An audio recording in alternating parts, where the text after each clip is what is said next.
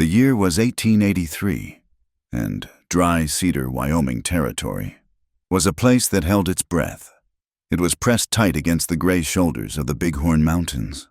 A scatter of raw lumber and false fronts hunkered low against a wind that never seemed to stop. The wind was a constant thief, stealing warmth from a man's hands and whispers from his lips. It carried alkali dust that coated every windowsill and settled in the lines around a person's eyes. This was a town built on a promise that had soured. The silver mine, the one that had birthed the town 10 years prior, was playing out. The ore was thin, the shafts were deep, and the money was drying up faster than a creek in August. The only thing keeping the saloons busy and the mercantile solvent was a new rumor, one that came whispering down the telegraph wires, the railroad. The Frontier and Pacific Company was surveying a line, a steel artery that would cut right through the Cottonwood Valley, just south of town. That railroad was either a salvation or a death sentence, depending on whose land it needed. Into this brittle quiet rode Ada Whitlow. She was 27 years old, arriving on the afternoon stage from Kansas. She stepped down onto the splintered boardwalk wearing a gray traveling suit that had seen better days. But she held her back straight. She was a woman of refinement, evident in the way she checked her small valise. But the wind pulling at her hat revealed a hardness in her jaw. She was tough, in the way of things that bend but do not break. Ada Whitlow was the new schoolteacher. She brought with her one large, heavy trunk filled mostly with books, a small case containing a precious fountain pen, and a past. The past was invisible, but she carried it just as surely as the trunk. Back in Kansas, a town had turned on her, feeding on rumors whispered by a powerful mine owner whose advances she had refused. She had not been run out. Exactly. She had simply been made to understand that her presence was no longer welcome. So she had packed her books and her integrity and moved west, seeking a place where the truth might matter more than a powerful man's pride. She did not notice the man standing in the deep shadow of the livery stable. He watched the stage arrive, his face still, his eyes missing nothing. His name was Chayton Blackhawk. He was 32 years old. A Lakota man who wore his black hair in 2 long braids, bound in simple leather. He wore buckskins, worn soft and grayed with dust, not for show, but for utility. He was a man of the high plains, and he looked out of place against the raw pine buildings. He had once been a scout for the army, a job that had left a bitter taste in his mouth and a weight on his soul. He had quit that life. Now, he was known only as a superlative tracker and a deadly shot, a man who kept the old ways of his ancestors. He had come down from the northern grasslands, a place of open sky and clean wind, only to trade for supplies. He needed salt, cartridges, and perhaps some steel traps. Then he planned to disappear back into the wilderness. He had no business with towns, or the people who lived in them. Dry Cedar was a town that liked its lines drawn clear, and the man who drew most of them was Mayor Silas Vance. Vance was a portly man with a gold watch chain and an easy smile that never quite reached his eyes. He saw Dry Cedar not as a home, but as an enterprise. His word was law, and he enforced it through 2 very different hands. One was Judge Mercer, the county magistrate, a thin reed of a man who used his gavel to hammer Vance's interests into legal fact. The other was a group of rough men who called themselves the Red Sashes. They were the town's vigilance committee, self-appointed guardians of the peace who wore strips of red cloth on their arms and answered only to Vance. They kept order, settled disputes, and ensured that dissent was kept quiet. Their presence was especially felt by the few native families who lived on the edge of town, reminders that Dry Cedar belonged to the white man. Vance saw education as he saw everything else a tool. A school was necessary for a town to appear civilized, to attract investors for the railroad. But the schoolteacher must, of course, teach the correct things. And the railroad was the most correct thing of all. The Frontier and Pacific wanted the Cottonwood Valley, land that was currently occupied by a few stubborn homesteaders and skirted treaty lands. Vance had already taken a substantial bribe, delivered in a leather satchel by a man in a city suit.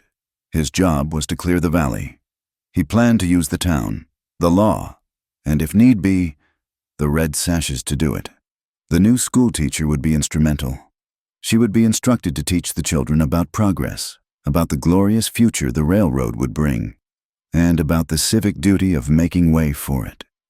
2 days later, Ada Whitlow rang the iron bell outside the one-room schoolhouse.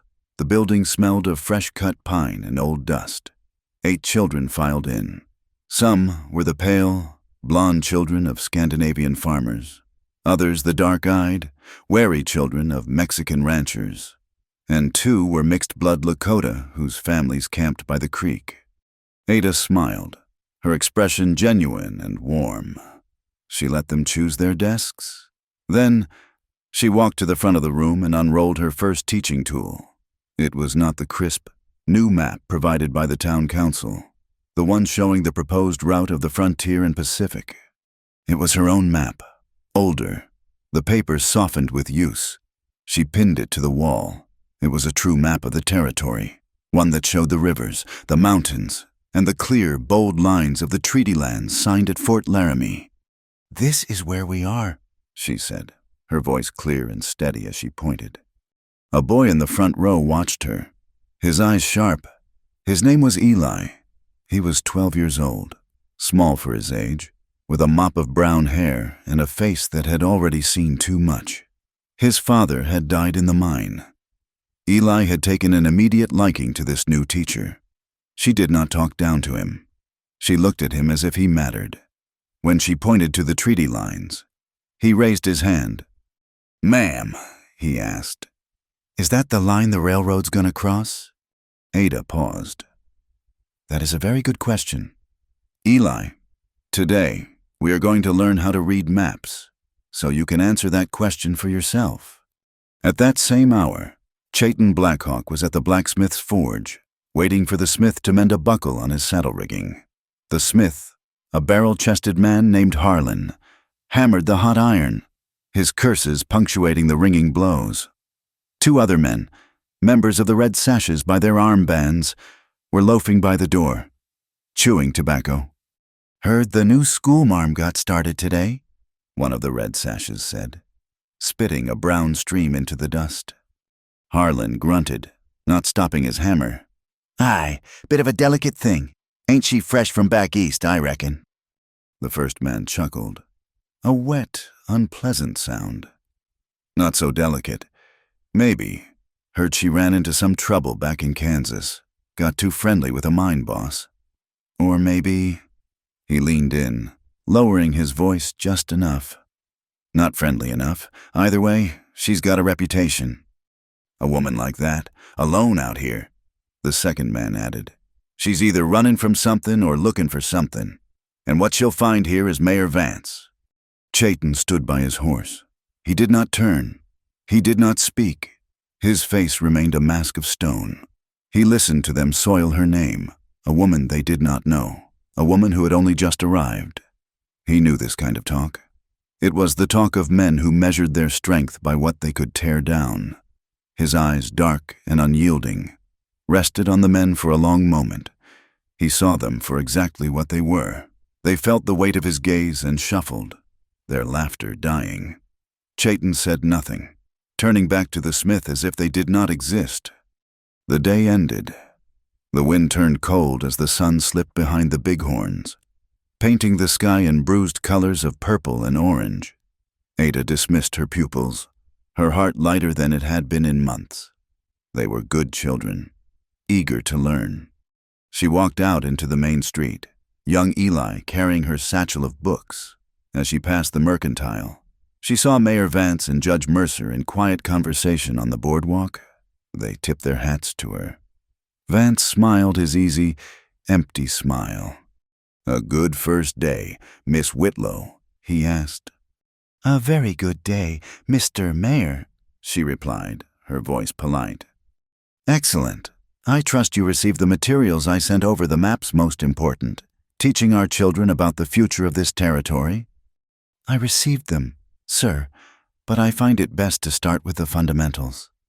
Geography begins with the land as it is." Vance's smile tightened. "Just a fraction. Of course, The fundamentals. He watched her walk away, his eyes cold. As she continued toward the small boarding house room she had rented, she passed the smithy. The forge was cooling, the smell of coal smoke heavy in the air. The men were gone, but the Lakota man was still there, strapping his repaired saddle to his restless paint horse. For a second, their eyes met across the dusty street. It was not a greeting, it was a collision. Ada saw a man who seemed carved from the mountains themselves, his gaze so intense it felt like a physical touch. He looked at her not with the leering curiosity of the other men, but with a stark, assessing quiet. He saw the ink stain on her finger, the weariness in her shoulders, and the steel beneath it. Ada felt a flush rise to her neck. She was the first to look away, lifting her chin and continuing down the boardwalk. Chayton Blackhawk finished his knot and swung into the saddle. He watched her retreat, a small, determined figure walking into the heart of a town that was already planning to consume her. He knew the signs. He knew the smell of the air before a storm. Dry cedar was a trap, and the bait was a railroad. This woman, with her books and her honest map, had just walked right into the middle of it. He turned his horse north, toward the open plains. It was not his fight. Chayton Blackhawk had planned to leave Dry Cedar at dawn. He had his salt and his ammunition. The town, with its sour smell of stale beer and quiet malice, grated on his spirit. He belonged in the high, clean country where the only sounds were the wind and the hawks. But the sky, which had been a clear, hard blue the day before, turned the color of a fresh bruise. By noon, the air was still. It was an unnatural quiet, heavy and waiting. Then the sky opened. It was not rain, it was ice. The first hailstones were the size of dried beans, rattling on the tin roofs.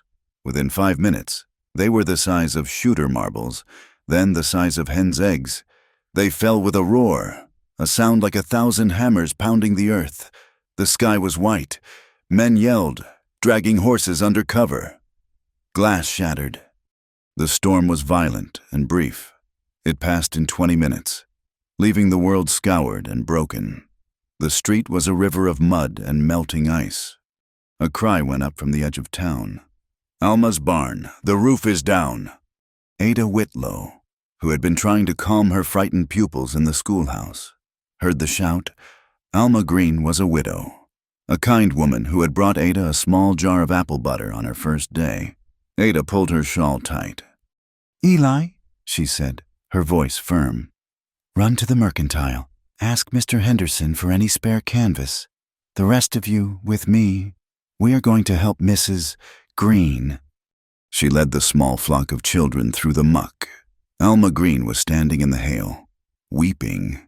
The main crossbeam of her small barn had splintered under the weight of the ice, and the roof had collapsed, crushing her milk cow. Her winter hay was exposed to the sky. Ada set the children to work immediately, dragging the salvageable hay into Alma's small cabin. It was hopeless work. The roof was a tangle of heavy, splintered timbers. As Ada and Eli struggled with a section of the ruined wall, a shadow fell over them. Chayton Blackhawk sat on his horse, watching. He had been waiting out the storm in the livery. He dismounted, the movement fluid. He did not ask permission. He walked to the center of the wreckage, sized up the broken beam, and took the rope from Eli's hand. He moved with a quiet, devastating efficiency. He found the leverage points, his muscles working smoothly under his buckskins. Ada watched, astonished. He was not just strong, he was intelligent. He saw the geometry of the ruin. He motioned for Ada and Eli to pull on a smaller timber, creating a pivot.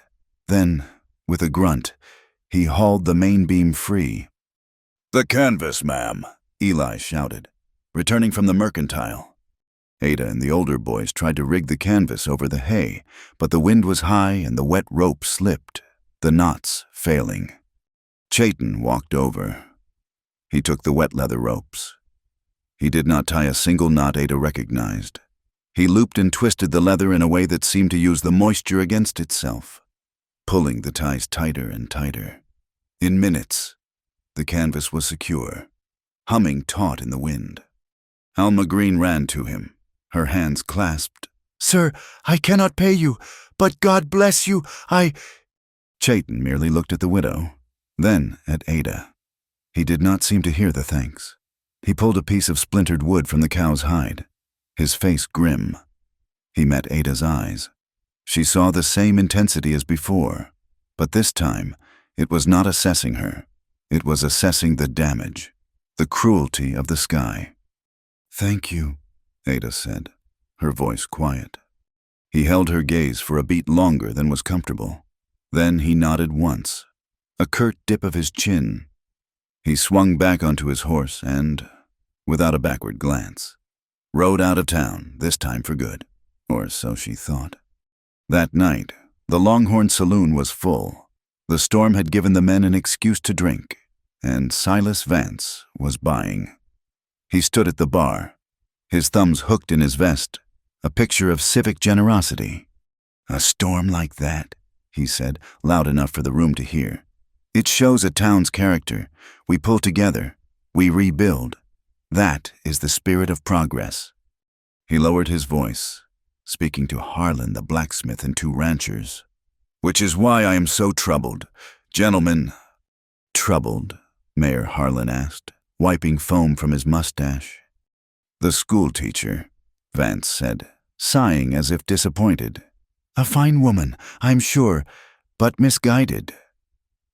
He leaned closer.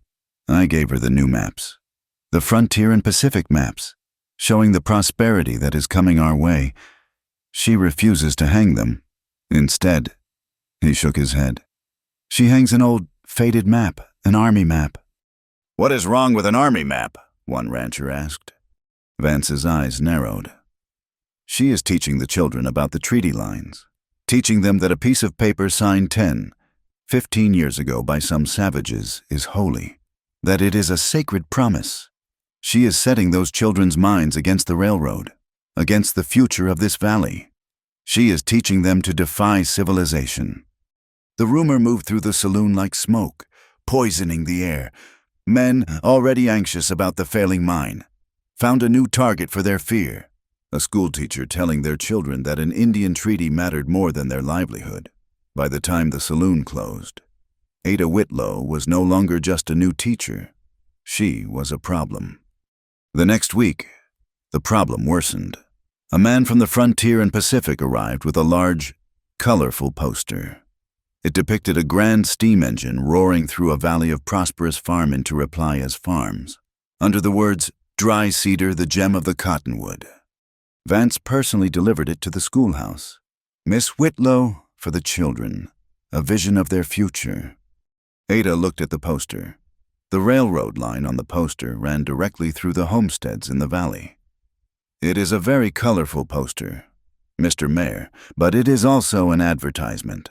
I cannot hang an advertisement in a place of learning." Vance's smile vanished.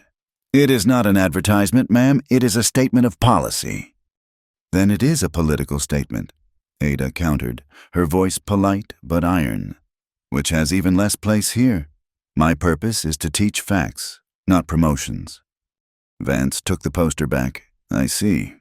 2 days later, 2 men wearing red sashes walked into her classroom during a reading lesson. They tipped their hats and sat in the back. Ada stopped mid-sentence.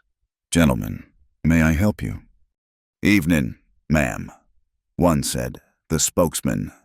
"Mayor Vance just asked us to monitor, make sure the lessons are appropriate for the children." Ada felt the blood drain from her face, replaced by a cold fire. She looked at the 2 armed men, then at the faces of her children. Eli was watching her, his small fists clenched. "This is a schoolhouse," she said, her voice low and steady. "It is a sanctuary for children, not a public house for armed men. You will leave, now." The men looked at each other, surprised by her tone. "Now, ma'am, we ain't." "Now, or I will ring the bell and summon every parent in this town to see how the red sashes interrupt the education of their children." The men, unwilling to cause that scene, stood, They shuffled their feet, their bravado gone. "Have it your way, ma'am." They left. That same afternoon, Judge Mercer, sitting in his dusty office, opened his ledger.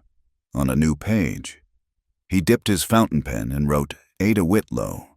Beside it, he wrote public disturbance, incitement, refusal to cooperate with civic authority. The town, which had been wary, now turned hostile. But the final blow was not official, it was personal. Sunday morning, Ada dressed for church. She believed in God, and she believed in the decency of a community gathered in His name. She walked down the main street, aware of the whispers, the way women pulled their children aside as she passed. When she reached the church, she saw why. Pinned to the heavy oak doors, where the weekly notices should be, was a broadsheet. The ink was cheap, the typesetting crude. The headline was "Large Our New School Marm, a Lesson in Morality." The text below was unsigned, a torrent of vile suggestion. It claimed that a concerned parent had noticed that a certain older male student, it did not name Eli, but the implication was clear, was receiving perfect grades. It suggested that Miss Whitlow, having a history of such things in Kansas, was compensating the boy for his academic success.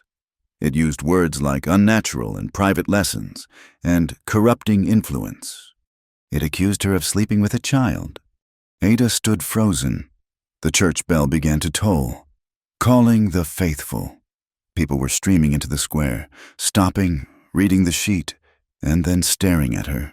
Their faces were not sympathetic. They were excited, energized by the scandal. She reached up, her hand shaking, and tore the paper from the door. She tore it into tiny pieces as the congregation watched. Then, holding her head high, her back rigid, she turned and walked away from the church, back to the boarding house. She locked her door and did not come out for the rest of the day. She emerged Monday morning. Her gray dress was clean, her hair pinned tightly, but the town had changed. As she walked to the schoolhouse, the whispers were gone, replaced by open jeers. "There's the teacher. Likes him young, does she?" A group of older boys, not her pupils, were lounging by the smithy. They had been drinking.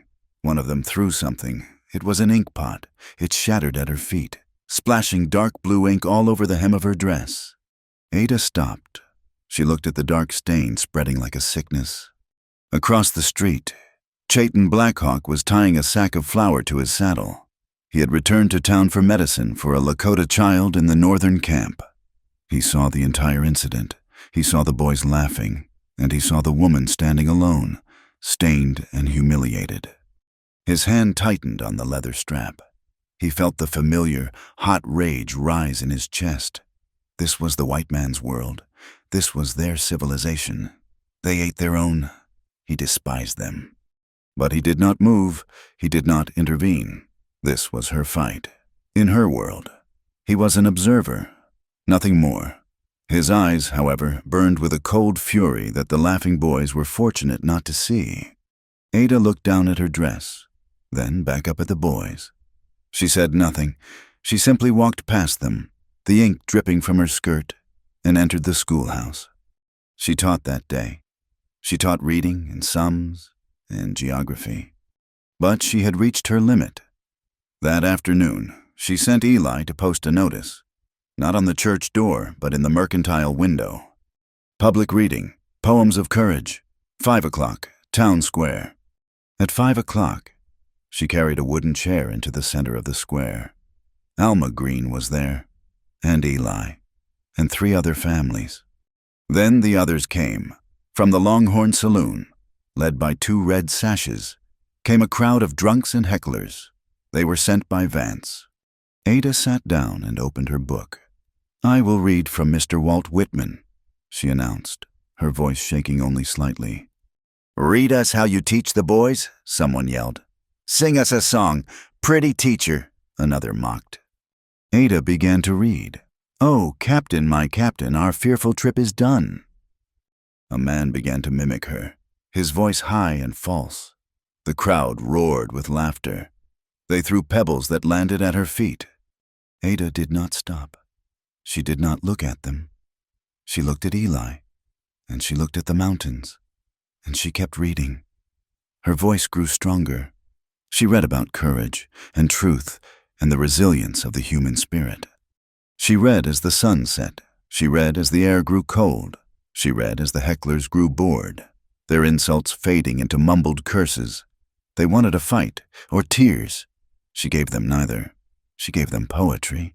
One by one, the drunks shuffled back to the saloon. When she finished, the square was almost dark. Only Alma and Eli remained. Alma walked her home. The night was cold and silent. "Ada, child," Alma said, her voice rough with worry. "This is not Kansas.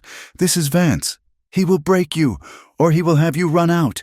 You cannot fight him alone." "What am I to do, Alma?" Ada asked, her voice cracking for the first time. "Go to Deputy Tom Reyes. He is the county law. He is not a bad man. He is not one of Vance's puppets. Ask him for protection." Ada stopped on the boardwalk, looking at the dark shape of the schoolhouse. She thought of the ink stain. She thought of the lies on the church door. And she thought of Eli, watching her read poetry as the men threw stones. "No," Ada said, her voice quiet but hard as forged steel. "I ran from Kansas. I will not run from this. I have students here. I will not leave them." The air in Dry Cedar had gone stale.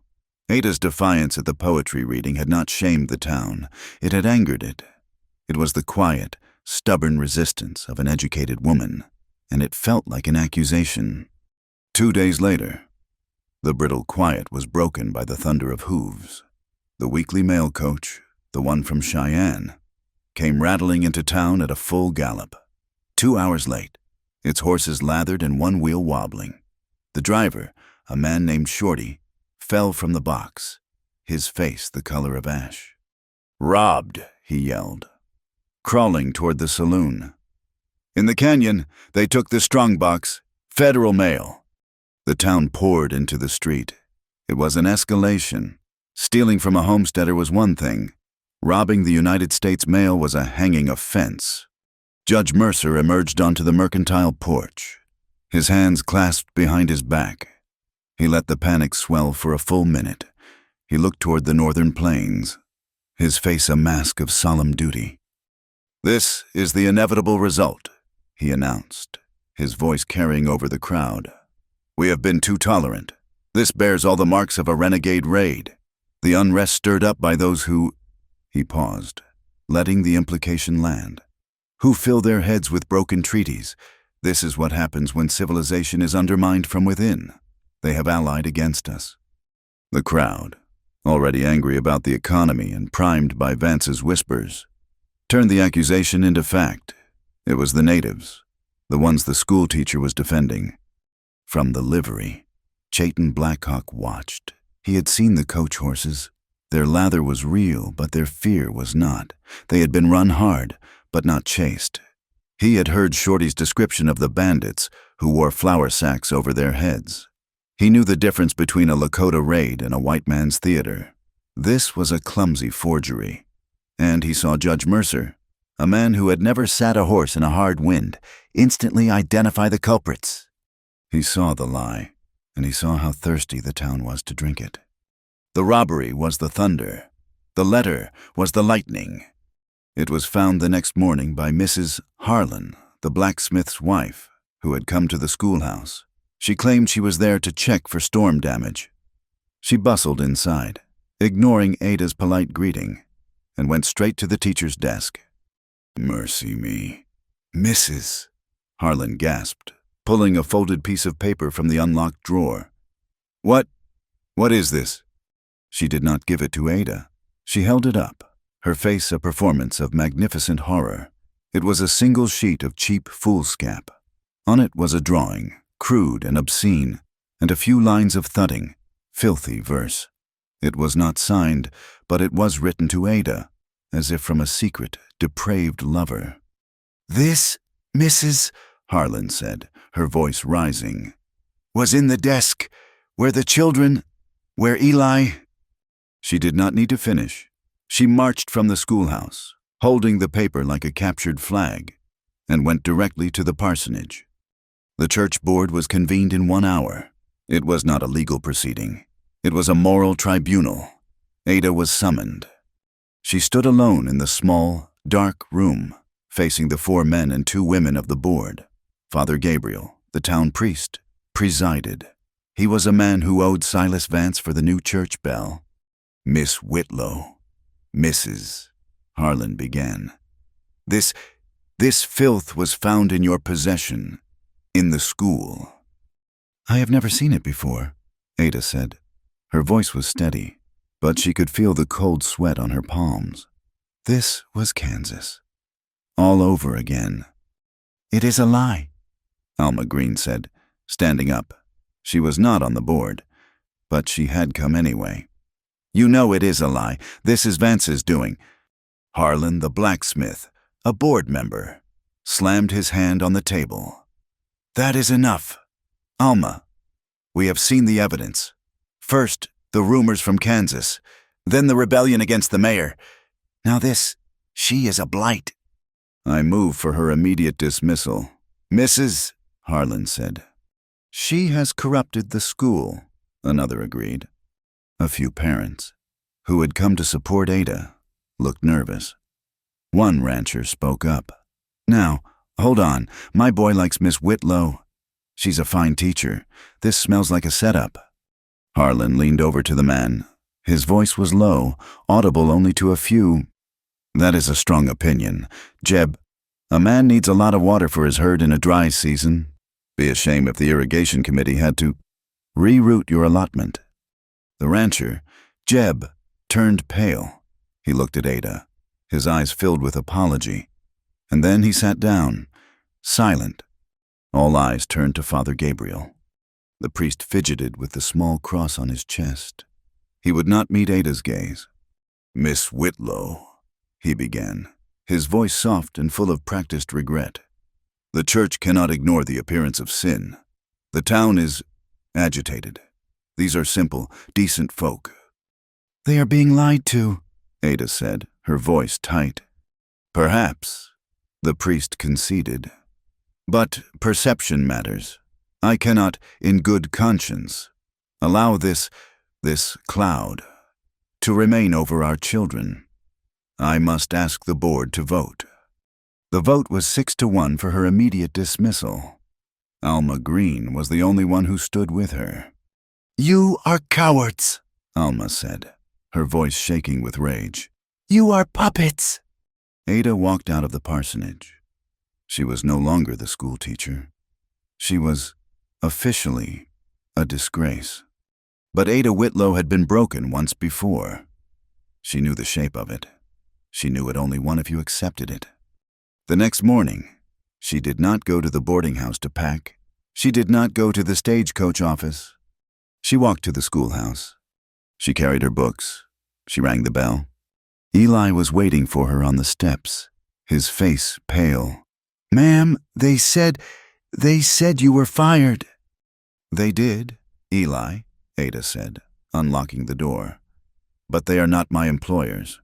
The truth is, we have arithmetic to finish. 4 other children came, the ones whose parents had defied the irrigation committee or who simply did not believe the lies. Ada began the lesson, her voice echoing in the mostly empty room. She did not get to finish the first sum. The door was thrown open.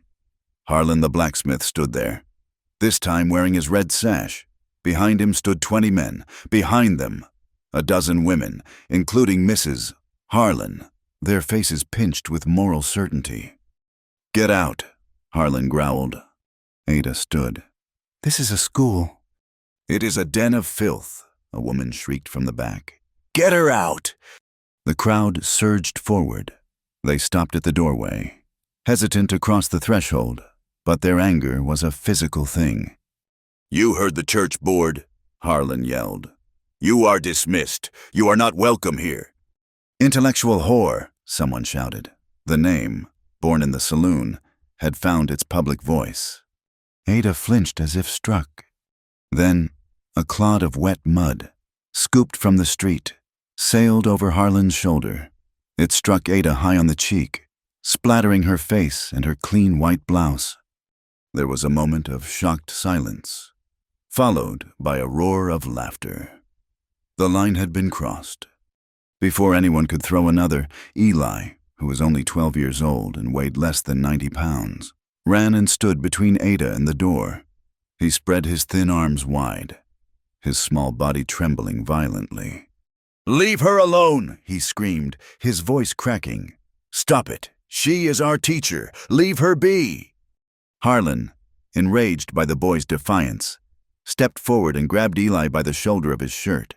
"Get out of the way, boy, unless you want a taste of what she's getting." He raised his other hand. "That is enough." The voice was not loud. It was low, guttural, and carried the cold authority of a winter storm. The crowd turned. Chayton Blackhawk was sitting on his paint horse, not 20 feet away. He had been watching from the end of the street. He had seen the mud. He had seen Harlan grab the boy. He nudged the horse forward. The animal walked slowly, parting the crowd as if they were tall grass. The people fell back, unwilling to meet the gaze of the Lakota man. He looked at none of them. His eyes were fixed on Harlan. He stopped the horse directly between the blacksmith and the schoolhouse door. He was close enough that Harlan had to look up at him. Harlan's hand was still on Eli, but his other hand had dropped to the butt of his pistol. Several other red sashes did the same. Chayton did not move. His hands rested on his saddle horn. "Let her teach," he said. The silence was absolute. The sound of the wind, the jingle of a harness, the ragged breathing of the crowd. Harlan's face was purple with rage. To be challenged by an Indian, in front of the whole town, was an unbearable insult. "This is white man's business, Blackhawk." Harlan spat. "Ride on, before you get hurt." Chayton did not even blink. He just watched the blacksmith, his face a mask of cold patience, waiting. He was waiting for Harlan to make his choice. The sound of a boot scraping the boardwalk broke the tension. "Harlan, stand down!" Deputy Tom Reyes pushed his way through the crowd, his hand on his own gun. He was young, and his face was slick with sweat. He was the law, but he was clearly terrified. He looked at the red sashes, at Chayton on his horse, and at Ada, who was slowly, deliberately wiping the mud from her face with a handkerchief. "This is a disgrace," Reyes yelled, his voice shaky. "Go home, all of you. The show is over." Judge Mercer appeared, as if summoned. "A commendable sentiment, Deputy," Mercer said, his voice smooth. "But, as you can see, this woman is the source of the conflict. She is inciting this disturbance." Reyes was trapped. He looked at Ada, his eyes pleading. "Ma'am, you were suspended. You cannot be here." "I am fining you, Miss Whitlow," Reyes said, hating the words as they came out. $25 for disturbing the peace, and for your own safety, the school board suspension stands 1 week. Do not come back here." The crowd had not won, but Ada had lost. They grumbled and began to break apart, casting hateful looks at Ada and wary ones at Chayton. Harlan released Eli, shoving him toward Ada. "This ain't over," he muttered, and turned away. Chayton watched them go. He watched Mercer and Reyes have a quiet, urgent word. He watched the town swallow its momentary defeat. Finally, only he, Ada, and Eli remained in the schoolyard. Eli was crying silently, his shoulders shaking. Ada put her arm around him. Chayton dismounted. He walked toward her, stopping a few feet away. He looked at the mud still streaked on her hair. "They will not let me teach," she said, her voice hollow. He said nothing. He only watched her. Ada looked at him, at this man who was an outcast just as she was. He did not speak her language. Not really. He did not live in her world. But he had seen the truth. She suddenly understood what she had to do. She went into the schoolhouse. She returned a moment later with a folded piece of paper. It was her copy of the treaty map. She held it out to him. "This is why," she said, her voice finding its strength again. This is the map they fear, the one with the lines. It is not about a letter. It is about the land. I cannot teach if I do not teach the truth. Chayton looked at the map, then at her face. He took it from her. He unfolded it slightly. He saw the lines. He saw the river. He saw the land of his ancestors, marked in the white man's ink. He folded it carefully and tucked it inside his buckskin shirt. Truth, he said, the English words precise, it is the way to live. He turned, swung onto his horse, and rode away, the map resting against his skin. Ada watched him go until he was a speck on the plains. She took Eli home. That night, she could not sleep. The $25 fine was almost all the money she had. She was suspended. The town hated her. She stood at the window of her small boarding house room, looking out at the dark street. The moon was a sliver, offering little light. But there was movement in the schoolyard. She squinted, her heart pounding. It was not a mob. It was 3 men, quiet, working with instruments she did not recognize. Surveyors. She watched as they hammered a post into the ground. It was a thick wooden stake, topped with a small, fluttering red flag. She pulled on her shawl and crept downstairs and across the street. The men had already moved on, their lanterns disappearing toward the creek. She stood in the dark, her hand on the wooden stake. She did not need to see it clearly to know what it was. It was a railroad marker. She looked through the schoolhouse window. The stake was driven into the earth at the exact spot where her desk stood. They were not just trying to run her out. They were claiming the school itself. The railroad stake was a declaration of war. Ada Whitlow slept, when she slept at all, with the image of that raw pine violation burned into her mind. It was not just her desk they had claimed. It was the very idea of the school. Her week of suspension dragged by. The town treated her as a ghost. Women crossed the street to avoid her, and the men at the saloon fell silent when she passed. She was an object of shame, the visible proof of the town's ugly compromise. On the 3rd night of her suspension, the wind changed. It had been blowing cool from the north, but it swung around, coming hard and dry from the southwest. It was a hot, thirsty wind, smelling of dust and dried grass. It carried the tension of a plucked wire. Ada was in her boarding house room, trying to read a worn copy of Shakespeare, but the words blurred. The air in the room was too close. She blew out her lamp and opened the window. The air she breathed in was not the air of dry cedar. It was not the familiar smell of coal smoke and horses. It was the sharp, resinous tang of pine, burning pine. She looked north, toward the ridge that sheltered the town. The stars were gone, blotted out by a low, roiling cloud. And beneath the cloud, the horizon was breathing. It was a faint, angry orange, pulsing like a coal in a forge. She heard a shout from the street, then another. The deep clang of the church bell broke the night, not the slow, measured toll for Sunday service, but a frantic, hammered ringing that meant only one thing. "Fire!" a man's voice roared. "Fire on the ridge!" Ada grabbed her shawl and ran into the street. The town was emptying. Men ran toward the livery, yelling for buckets and horses. The orange glow to the north was no longer a glow. It was a crown of fire, leaping high against the black sky. Then the true terror arrived. The wind, which had been pushing the fire along the ridge, parallel to the town, suddenly and violently shifted. It swung a full 90 degrees. It was now blowing directly south, a gale-force wind, aimed like a cannon straight at the wooden, dry tinder buildings of dry cedar. The roar of it was audible now, a sound like a freight train crossing a canyon. "It is coming!" a woman screamed. "The wind, it is bringing it here!" Panic, cold and absolute, seized the street. This was not a fire to be fought with buckets. This was an apocalypse. Ada's first thought was not for herself. Alma, the children.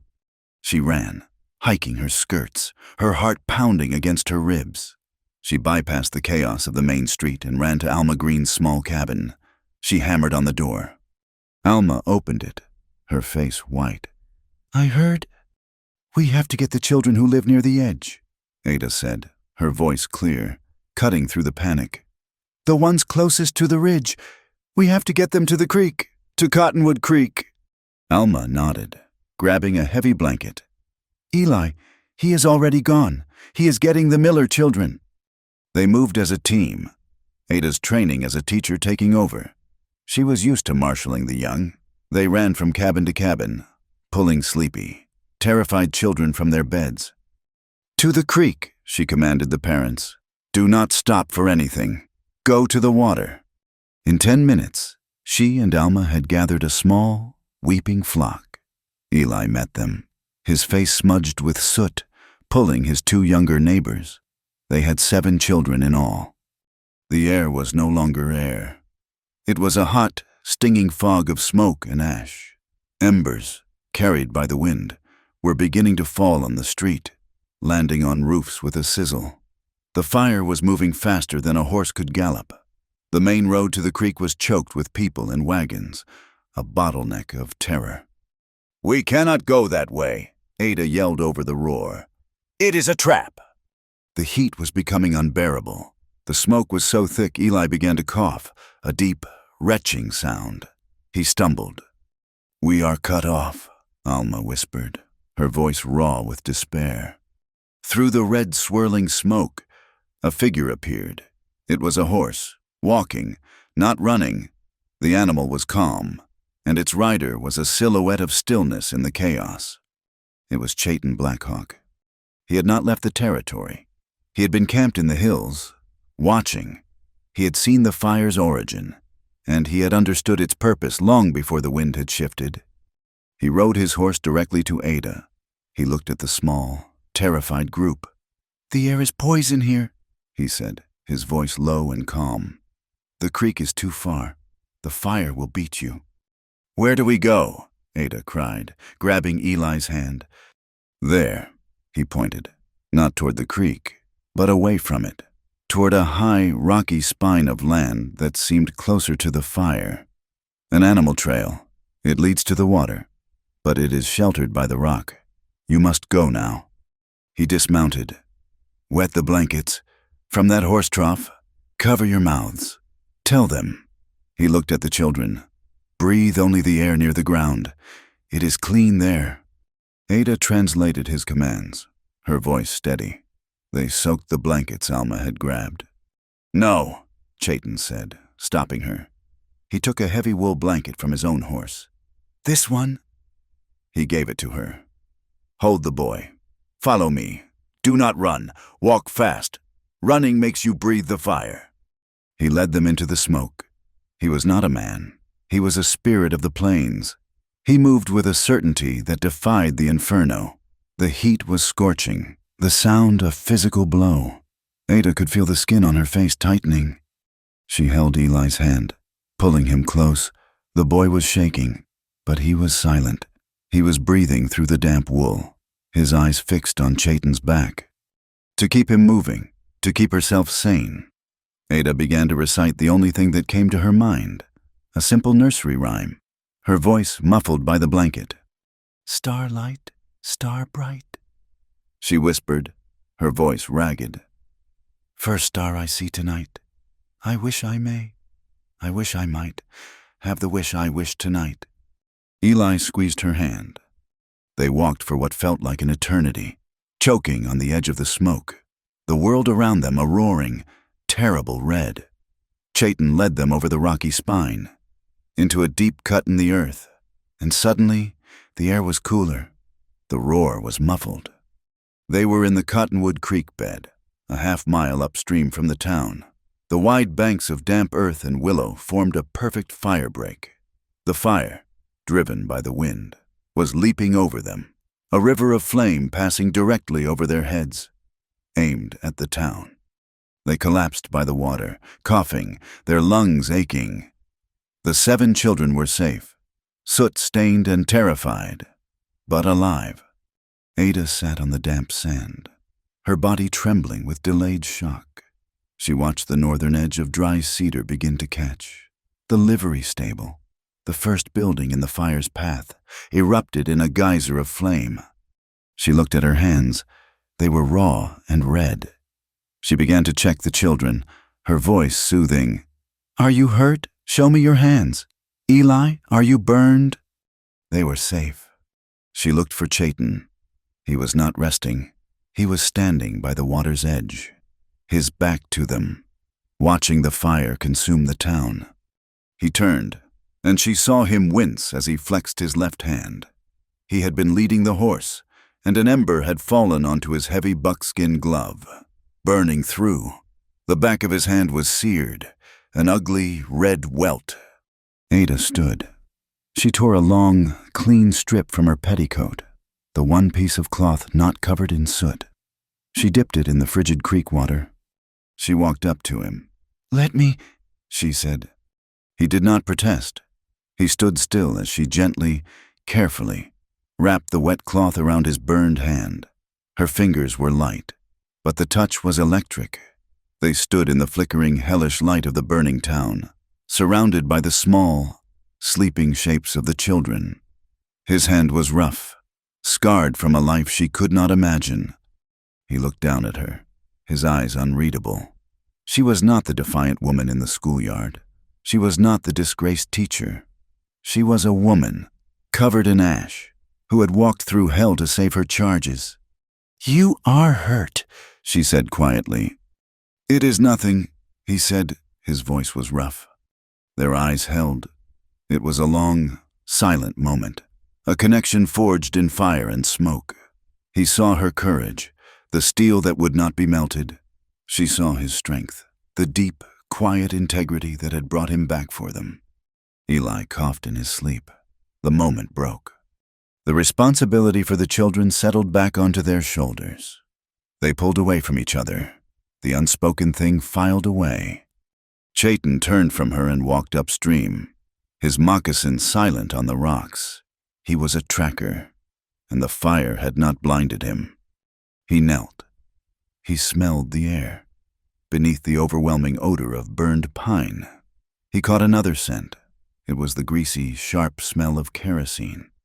He followed it, his eyes scanning the mud at the water's edge. This was where the fire had begun. Close to the creek, it was started by a man, not by lightning. And there, in the damp earth, he found them. Horseshoe prints. He studied them. They were not the shoddy work of the town blacksmith. These were new shoes. Well set, but the left hind shoe had a distinctive flaw, a small nick near the toe caulk. Chayton's face hardened. He had seen this print before. 2 days ago, near the surveyor's camp. It belonged to the horse of the railroad foreman, a man named Pike. So dawn came, gray and choked. The fire had passed. It had taken the northern half of Dry Cedar, the livery, the blacksmith shop, and a dozen homes were gone. The schoolhouse, sheltered by a small hill, was scorched but standing. The townspeople gathered in the square, a blackened, homeless, hopeless crowd. Silas Vance stood on the steps of the mercantile, which had been spared. He had to act quickly. "My friends," he shouted, his voice ringing with false sympathy. "We have suffered a terrible blow. This was not a natural disaster. This was an attack." He pointed to the northern plains. This was arson, the renegades, the savages, angry about the railroad, angry about progress, have tried to burn us from our homes. Judge Mercer, standing beside him, held up a pre-written proclamation for the safety of the public. Mercer declared, "I am issuing a formal curfew. Any native found within the town limits after sundown will be arrested and jailed. It is for their protection, and for ours." Chayton had already returned to the creek.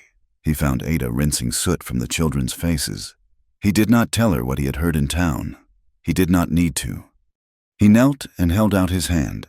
In his palm was the scorched, empty kerosene can. "This," he said.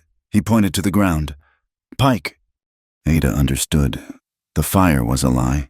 It was an excuse, a land grab, paid for in blood and terror. Chayton turned to his horse. I will follow him. What am I to do? She asked. He looked at her, his bandaged hand resting on his saddle. You are a teacher. Teach.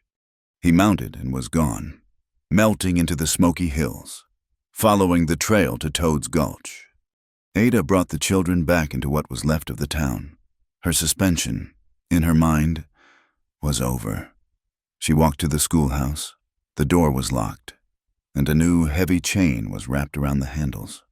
She went to Judge Mercer's office. He was busy signing arrest warrants. I am here to teach, Ada said. Mercer did not even look up. Miss Whitlow, you are a menace. You are forbidden. The school is closed until further notice. Then I will teach outside. She turned, walked to the cottonwood grove, the place where they had sheltered, and rang the small handbell she always carried. Eli, Alma, and 4 other children followed. They sat on the grass. Ada Whitlow opened her book and, in a voice hoarse from smoke, began the day's lesson. Miles away, Chayton Blackhawk moved through Toad's Gulch. He found the camp, 2 red sashes, sleeping off a drunk, guarding 3 wagons. The wagons were filled with kerosene and boxes marked dynamite. He moved without a sound, but a sleeping man's rifle was knocked over. It clattered on the rocks. The men sprang up, drawing their guns. It was not a fight, it was a collision. Chayton did not use his gun. The noise would echo. He met the first man's rush, using the man's own momentum against him, and a hard blow to the throat ended the confrontation. The second man fired his pistol wildly, the bullet screaming off the canyon wall. Chayton closed the distance, a blur of buckskin, and the fight was over in 5 seconds. He tied them, gagged them, and left them. He searched the wagons. Tucked under the driver's seat was a leather ledger. He opened it. It was Foreman Pike's expense book, page after page of entries. Payment to S. Vance, payment to J. Mercer, and a new entry dated 2 days ago. 10 cases ignition supply, payment to Red Sash crew. He tucked the book into his shirt, next to the map she had given him. That evening, Vance held his public meeting in the square. He stood on a wagon bed, triumphant. The railroad, he announced, in light of this tragedy, has offered to help us rebuild. They will be our partners. We will clear the valley, and we will build a new, stronger, dry cedar. The crowd, broken and homeless, cheered weakly. It was the only hope they had. But first, Vance said, his voice turning hard, we must cleanse our town of the elements that brought this upon us. He looked, and the crowd turned. Ada Whitlow was standing at the back, her face clean, her dress patched. The school board has met, Vance declared, his voice booming. This woman, Ada Whitlow, who fraternizes with the savages, who teaches sedition, and who has brought nothing but shame and division to this town, is permanently fired. She will be on the morning stage. The crowd was silent. Ada walked through the parting crowd until she stood at the foot of the wagon. She looked up at Silas Vance. She was not angry. She was not afraid. She was finished with both. I was hired to teach children multiplication. Mr. Mayor, she said, her voice clear and carrying in the twilight. I was not hired to hang your advertisements or to teach your lies. She looked at the faces in the crowd, the ones who had watched her read poetry, the ones who had seen her face smeared with mud. I am a teacher, she said, her voice ringing with the clarity of a bell. I am not a billboard for your filth. She turned her back on him and walked away, leaving the silent, stunned town behind her in the ashes. Vance had told the town she would be on the morning stage. The town, what was left of it, gathered to watch. They wanted to see the final humiliation, the departure of the woman who had brought the fire and the trouble. But Ada Whitlow was not on the morning stage. Instead, at 9 o'clock, she walked not to the stage depot, but to the cottonwood grove. She carried a blanket and 2 books. She spread the blanket under the largest tree, the one whose leaves were scorched but whose heart was strong. She sat down, and she waited. Eli came first. He carried nothing, but his face was set with a grim determination. He sat on the blanket. "He took my ma's machine," Eli said, his voice flat. "I know, Eli," Ada said. An hour later, Alma Green arrived. She brought a small basket with 3 apples. She sat down. Then, slowly, 2 other families approached. One was Jeb, the rancher whose water rights were threatened. The other was the Miller family, who had lost their homestead in the fire and had nothing left for Vance to take. They brought 4 children. They had no slates, no blackboard, no desks. Ada picked up a stick and drew a map in the soft dirt of the creek bank. It was the map Chayton now carried. "This is the valley," she said, her voice quiet, but carrying in the stillness of the grove. "And this is the line. This line is a promise." It was written on paper, and it was signed by the government in Washington, and it was signed by the leaders of the Lakota and Cheyenne. Today's lesson is not arithmetic. It is about promises. She looked at the faces of the children, and at the harder, worried faces of the parents. A promise is the most important thing a person or a government can have. It is the line that separates us from chaos. Mr. Vance wants to erase this line. He says it is for progress, but progress that begins with a broken promise is not progress. It is theft. She taught for 3 hours. She taught them history, not from her books, but from the land they stood on. While Ada taught, Alma Green did her own work. She walked to the far side of the creek, where a handful of itinerant trappers were camped, drying their pelts before moving north. Alma knew one of them, an old man named Silas. "You are heading for the Powder River?" Alma asked. The trapper nodded, his eyes on his skins. "Aye, before the snows." "You trade with Two Moons people?" The trapper looked at her. His curiosity sparked. "Sometimes the Cheyenne are good traders." Alma pressed 2 coins into his hand. "I need you to deliver a message. It is a question. From the teacher. She needs to know. She needs a translation." Alma explained. Carefully, what Ada needed the exact wording, in English, of the Fort Laramie Treaty regarding the land south of the river. "That is dangerous talk, old woman," the trapper said. "It is honest talk." Alma corrected him. "Will you take it?" He looked at the coins, then at Alma's face. He knew what had happened in the town. "I will take it. Two Moons is a good man. He deserves to know what the railroad is doing to his treaty." Ada's nomad classroom met for 2 days. They were a small, defiant island in a sea of fear. On the 3rd day, as Ada was dismissing the children, she saw a figure approaching. It was Deputy Tom Reyes. He was not in uniform. He walked quickly, his eyes darting toward the town. Alma and the others faded back, giving them space. "Ma'am," Reyes said, his voice low and urgent. He was twisting his hat in his hands. "I did not sign up for this. I did not sign up for arson." "What is it?" Deputy Ada asked. "I took an oath," he said, more to himself than to her. "To the law, not to Vance. He thinks he is the law." He reached inside his civilian coat and pulled out a rolled document. It was not a cheap copy. It was thick, professional surveyor's parchment. "This was in Mercer's office," Reyes said, pushing it into her hands. "I was supposed to file it. It is the official plat map, the one the Frontier and Pacific filed with the Territorial Office." Ada unrolled it. It was the valley. Her eyes went immediately to the bottom. There, beside the embossed seal of the railroad company, were 3 signatures, signed in black India ink. Silas Vance, Mayor, Dry Cedar, Judge Mercer, County Magistrate, Foreman Pike, Frontier and Pacific Railroad. It was the eviction plan.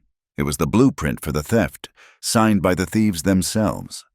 "He knows you are here," Reyes said, backing away. "He knows you did not run. Be careful, Miss Whitlow. He has run out of patience." He turned and disappeared back toward the ravaged town, miles away. in the high granite passes. Chayton Blackhawk had also run out of patience. Pike's crude expense book, the one listing ignition supplies, was not enough. It proved Pike's guilt, but not the railroad's. He needed the source. He had tracked the main railroad supply line, a heavy, slow-moving convoy of 3 freight wagons guarded by 6 men. These were not the drunken red sashes.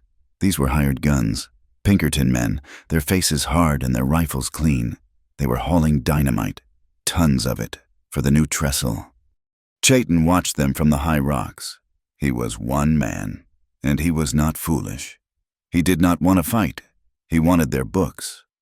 He moved ahead of them, climbing to a narrow point in the pass where the granite walls squeezed the trail. He worked for an hour, his hands raw, using a broken branch as a lever. He dislodged a series of heavy boulders. The rock slide was not massive, but it was precise.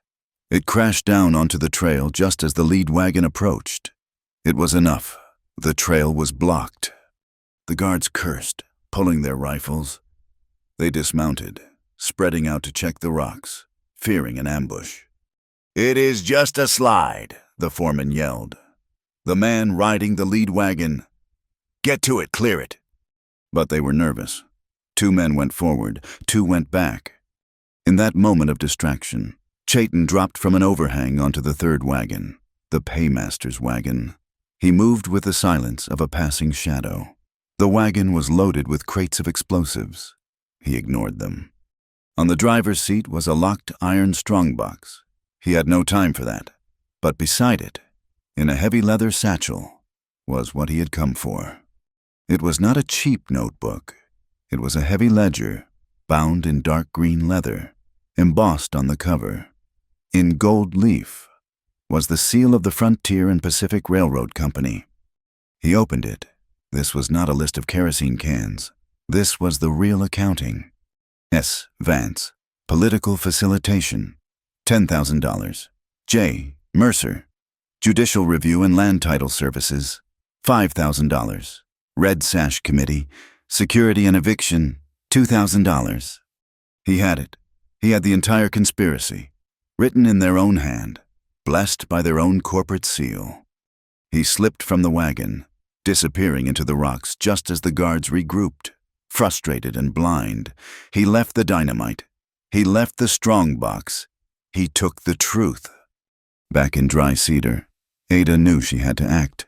The sign map was a weapon, but only if people saw it. She sent Eli into the town with a new notice, hammered onto the mercantile's scorched porch. A lesson in arithmetic. Cottonwood Grove. 5 o'clock. All welcome.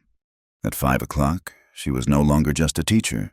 She was the leader of a rebellion. This time, more people came. The fire had burned away their loyalty. They were homeless, hungry, and they had heard the whispers about the kerosene cans. They were not a mob. They were a jury. Ada stood on a fallen log. She held up the surveyor's map. "Mr. Vance promised you prosperity," she called out, her voice clear and strong. "I am here to read the figures of his promise." She did not speak of treaties. She spoke of their land. "This is the official plan. It claims a 200-foot right-of-way on both sides of the track. That is not a path. Friends, that is a small country." She pointed to Jeb. "Jeb, your homestead is here. According to this map, the railroad is claiming your well and your barn. You will be compensated." She looked at the crowd. "The compensation rate, set by Judge Mercer, is $1 per acre. Land that you have bled for. Land that is worth $50 an acre." A murmur went through the crowd. This was not about Indians. This was not about morality. This was about their wallets. This was theft, plain and simple. "He burned us out," someone yelled. "He burned us out to steal our land," another shouted. The crowd began to turn, their doubt hardening into anger. She is lying. Silas Vance pushed his way through the crowd, his face pale with fury. Judge Mercer was at his side. "This is an illegal assembly," Mercer shrieked. "Disperse at once." But the crowd held. They looked from Ada's map to Vance's face. Vance saw he had lost them, so he went for the heart. He strode past Ada, past the muttering men, and stopped in front of Alma Green. "Alma," he said, his voice deadly quiet, "your line of credit at the mercantile is finished, as of this moment." He turned to the other families. "Any man or woman who stands here listening to this poison will find their accounts at the mercantile closed. Your water rights will be reviewed by the committee. We will see how you feed your children this winter." It was a mortal blow. The anger in the crowd died, replaced by the cold, immediate fear of starvation. Vance smiled. He signaled to 2 red sashes who had followed him. "And so she cannot continue to profit from her sedition." He pointed to Alma's cabin. "Seize her assets." The men, Harlan among them, walked to Alma's cabin. They kicked open the door. A moment later, they emerged, carrying Alma's heavy sewing machine, the one thing she owned, the one way she made her living. "No!" Alma cried, running forward. Harlan pushed her to the ground.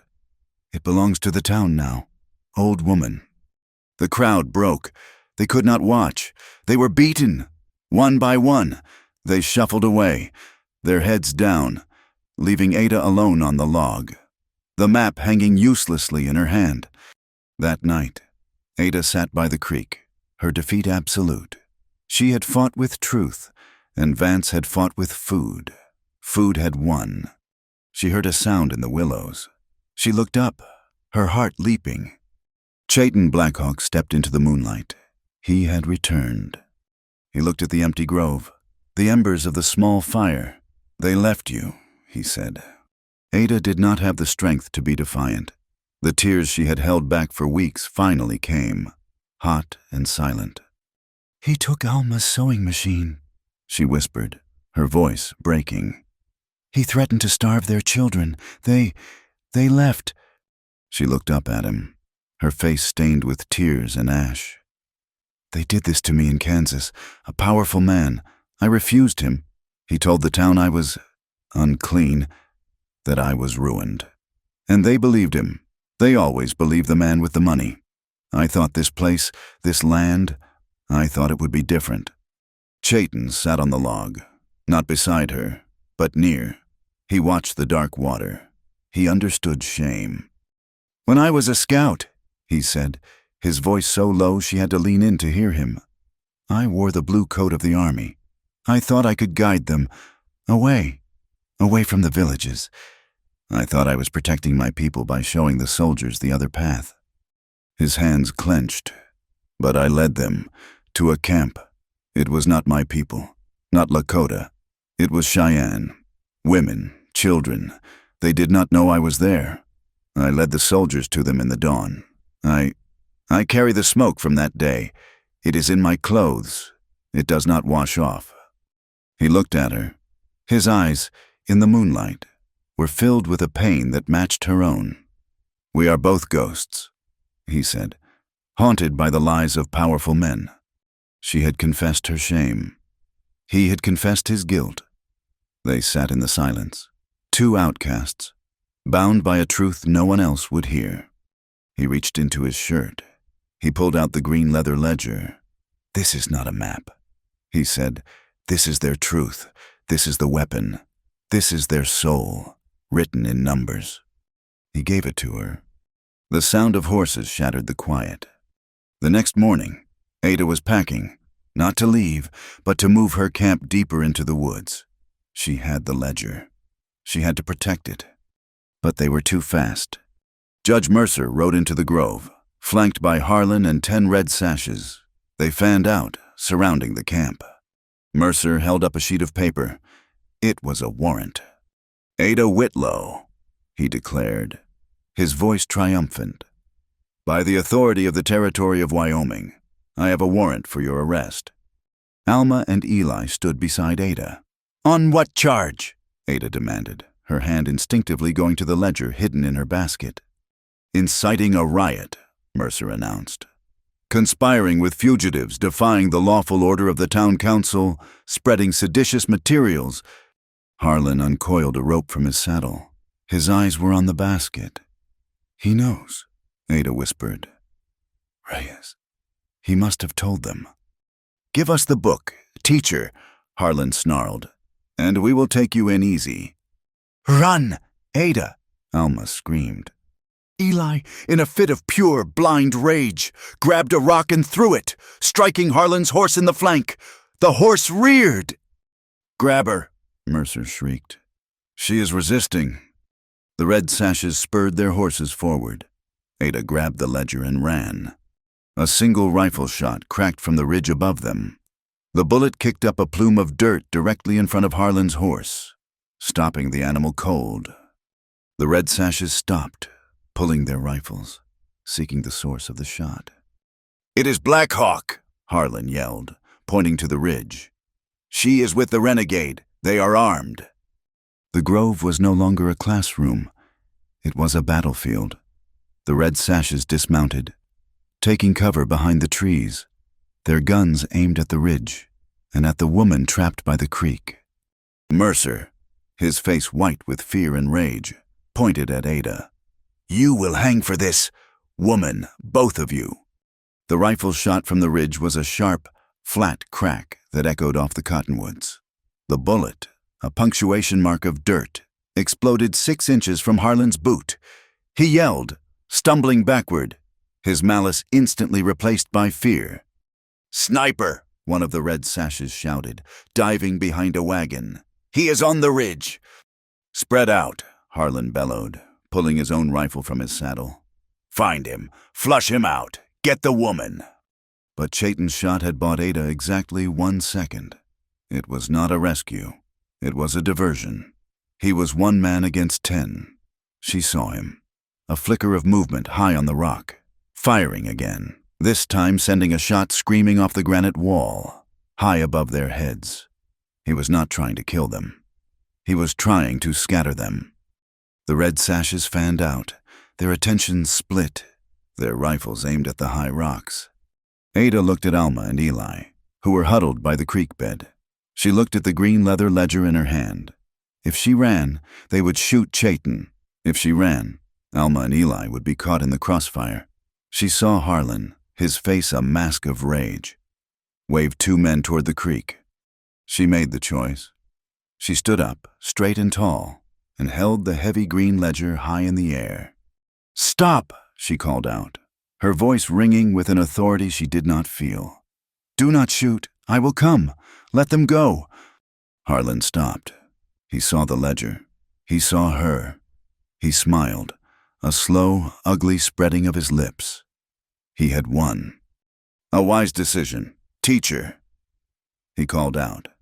He motioned to his men. "Hold your fire. The show is over." Chayton, on the ridge, saw her surrender. He watched as they seized her. Roughly, Harlan snatching the ledger from her hand. He watched as they bound her hands in front of her. He did not fire again. His jaw tightened until the muscle ached, and then, like a shadow, he was gone. "Bring her," Judge Mercer said, emerging from behind the safety of his horse, his voice shaking but triumphant. "And bring the old woman and the boy as witnesses." "Where?" Harlan asked. "To the town," Mercer declared. "To the square. We will have a public hearing. We will let the people of Dry Cedar see what a traitor looks like. Let them be the jury." They dragged her back to town. It was not a walk. It was a procession. The red sashes formed a rough guard around her. Alma and Eli were forced to walk behind. Word spread faster than the fire had. People poured from their salvaged homes, from the saloons, from the mercantile. They saw the teacher, her hands tied, her face streaked with dirt. The crowd did not cheer. They hissed. This was the woman. This was the source of all their trouble. The failed mine, the fire, the fear. It was her. They had found the vessel for their rage. They reached the main square. The burned-out shell of the livery stable stood as a black, silent accusation. Vance was waiting. He stood on the boardwalk of the mercantile, which he and Mercer had designated as their platform. A table and 2 chairs had been set up. It was a stage. Bring her up, Vance commanded. Harlan shoved Ada, forcing her to stumble up the 2 steps. She stood alone in the center of the platform, facing the town that hated her. Mrs. Harlan, the blacksmith's wife, was at the front of the crowd. She was holding a crude sign hastily painted on a piece of shingle, "Shame on the whore." "Traitor!" a man yelled. "Indian lover!" another shrieked. "She burned our homes!" a woman cried out, and the cry was picked up. "She did it! She and the savage burn her!" Ada stood still. She looked at their faces. Faces she had seen in church, in the mercantile. She had taught their children. Now, they wanted to kill her. Judge Mercer stepped forward, holding the green ledger. He raised his hands for quiet. "People of Dry Cedar," he began, his voice slick. "We are a civilized town. We operate by the law. We are gathered here for a public hearing, a civil trial, on the actions of this woman, Ada Whitlow." He paced the platform, playing to his audience. "She stands accused of conspiring with the native renegades who burned your homes, accused of sedition against the lawful progress of this territory, accused of inciting the riot that led to this." He gestured at the burned buildings. "And," he said, his voice dropping, "accused of a moral corruption that sickens the heart of this community." He held the green ledger aloft. "We have the proof her partner's own account book, filled with their plans, their payments. It is all here." He had not read it. He did not need to. It was a prop. Vance stepped forward, his face a mask of sorrow. "My friends, this woman came to us as a teacher. We trusted her with our children, and she betrayed us. She tried to turn our children against us, to teach them to hate this town, to hate the progress that is our only salvation. And when we resisted her, she and her savage lover, Chayton Blackhawk, took their revenge. They burned us out." The crowd surged, a low, animal growl rising from their throats. A rock flew from the back, striking the platform near Ada's feet. She did not flinch. "What is the penalty? Judge!" Harlan yelled, enjoying the show. "The penalty," Mercer said, "for treason and arson, is death." The crowd roared. They were ready. They were a mob. Just as the first men pushed forward, intending to climb the platform, a sound cut through the air. It was the church bell. It was not the frantic alarm of the fire. It was the slow, steady, methodical tolling of the hour. 1, 2, 3, 4. It was 4 o'clock. The sound was so measured, so normal, so completely at odds with the bloodlust of the crowd, that it forced a pause. Men stopped, their fists raised, looking at the church. Into that sudden, bell-tolled silence came another sound, the slow, rhythmic clap of a single horse. The crowd near the street turned. They parted, like water around a stone. Chayton Blackhawk rode his paint horse directly into the center of the square. He was not riding fast. His rifle was in its scabbard. His face was a mask of cold stone. He rode through the sea of hateful faces as if they were chaff in the wind. He did not look at them. He did not look at Vance, or Mercer, or Harlan. He stopped his horse directly in front of the mercantile platform. He stopped, and he looked at Ada. Harlan, his bravado returning, drew his pistol and aimed it at Chayton. "It is him. The savage sees him. He is the one who fired on us." The red sashes on the platform raised their rifles, but the men in the crowd, the ones who had seen Chayton's eyes at the smithy, did not move. Chayton raised one hand, palm out, not in surrender, in command. "You will not touch this woman," he said. His voice was not loud, but every person in the square heard it.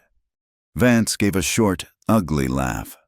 "She is a prisoner, Blackhawk, a traitor. You are too late, right out of our town, if you value your life." "She is not your prisoner," Chayton said, his eyes still fixed on Ada. "And she is not a traitor." He turned his gaze from her and swept it over the crowd. He looked at Mrs. Harlan and her sign. He looked at the men yelling for a hanging. She is my betrothed wife." The words struck the town square like a lightning bolt. Silence. Absolute. Stunned. Breathless silence. The wind rustled a piece of burnt paper across the street. "Mrs." Harlan's jaw dropped, her sign lowering. Ada's head snapped up. She stared at him, her mind numb with fear. Reeled. It was a lie, a beautiful, insane lie. Chayton's eyes moved to Harlan, his pistol still raised. "You will not shame her.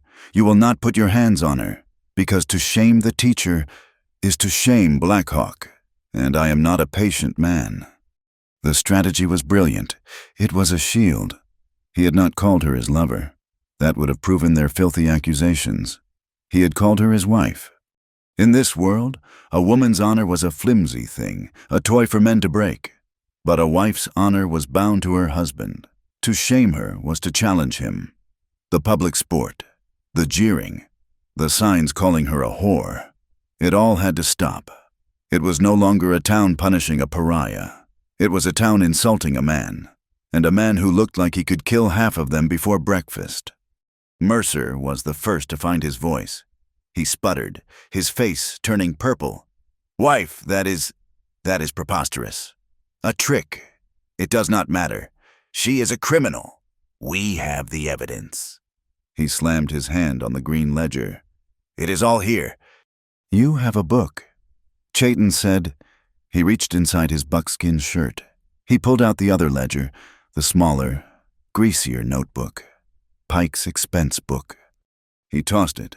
It spun through the air and landed on the table in front of Mercer with a heavy thud. "That," Chayton said, "is the book you should read." Mercer, confused, looked at Vance, then back at the book. He opened it. Vance leaned over his shoulder. "What is it?" Mercer whispered, flipping the pages. "What does it say?" Jeb, the rancher, shouted from the crowd. He was tired of being lied to. Mercer did not answer. His face had gone from purple to the color of paste. Vance tried to slam the book shut, but Chayton's voice stopped him. "It says," Chayton announced, his voice ringing out, "Who paid for the fire? Read the last page. Judge, read the entry for the ignition crew." The crowd murmured, "Ignition crew." Ada, seeing her moment, felt a surge of strength. She stepped to the edge of the platform. Her hands were still tied, but her voice was free. She did not look at the crowd. She looked directly at Silas Vance. "You," she accused, her voice ringing with the force of the church bell. "You did this. You could not silence the school. You could not steal the land with your lies, so you burned them." She pointed to the Miller family, who stood in the crowd, their face black with soot. "You burned their homes. You burned this town. You did it, just to kill a schoolhouse." The accusation hung in the air, terrible and perfect. The ranchers, the ones whose land was next, looked at each other. This was not a savage's revenge. This was Vance's progress. Vance saw the crowd turn. He saw the doubt on their faces. He was losing. "Lies," he roared, finding his voice. "Savage lies. Do not listen to her red sashes. Do your duty. Arrest this man. Arrest them both." Harlan raised his pistol again. The red sashes on the platform leveled their rifles. The crowd was trapped in the middle. It was a stalemate. The square was a powder keg. The fuse lit. "Stand down!" A new voice. Deputy Tom Reyes. He had pushed his way to the front of the crowd, his face pale but determined. He was standing alone, in the dirt, between Chayton's horse and the platform. His hand was on his own pistol.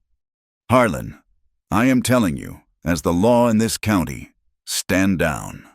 "You are not the law, boy," Harlan snarled, shifting his aim from Chayton to the deputy. "The mayor is the law." "No," Reyes said, his voice shaking but clear. "The law is the law." The tension was unbearable.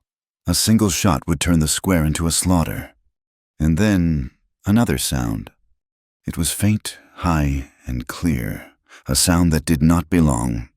A train whistle cut the air. Everyone froze. Harlan, Vance, Chayton. They all looked east. It was a train whistle. But the work crews were in the west, and this train was moving fast. A plume of black smoke rose over the eastern ridge. It was a special train. A single engine and one passenger car. Not a work train. "What is this?" Vance said, his voice suddenly small. Reyes lowered his hand from his gun. He was, for the first time, smiling. "That, Mr. Mayor," Reyes announced, his voice carrying over the silent, stunned crowd, "is the train I telegraphed for 3 days ago, when the mail coach was robbed. It is carrying United States Marshal Blevins. He is here to investigate a federal crime, the one you blamed on the Indians." The world shifted. The power in the square dissolved. Mercer stepped back from the table. Harlan slowly, uncertainly, lowered his rifle. "The federal law?" Chayton Blackhawk had not ridden in to win a gunfight. He had ridden in to hold them, to pin them in the square with their own lies, until the real law arrived. He looked at Ada. He held her gaze, her betrothed. The train whistle sounded again, sharp and close. It was a sound of judgment. The mob was no longer a mob.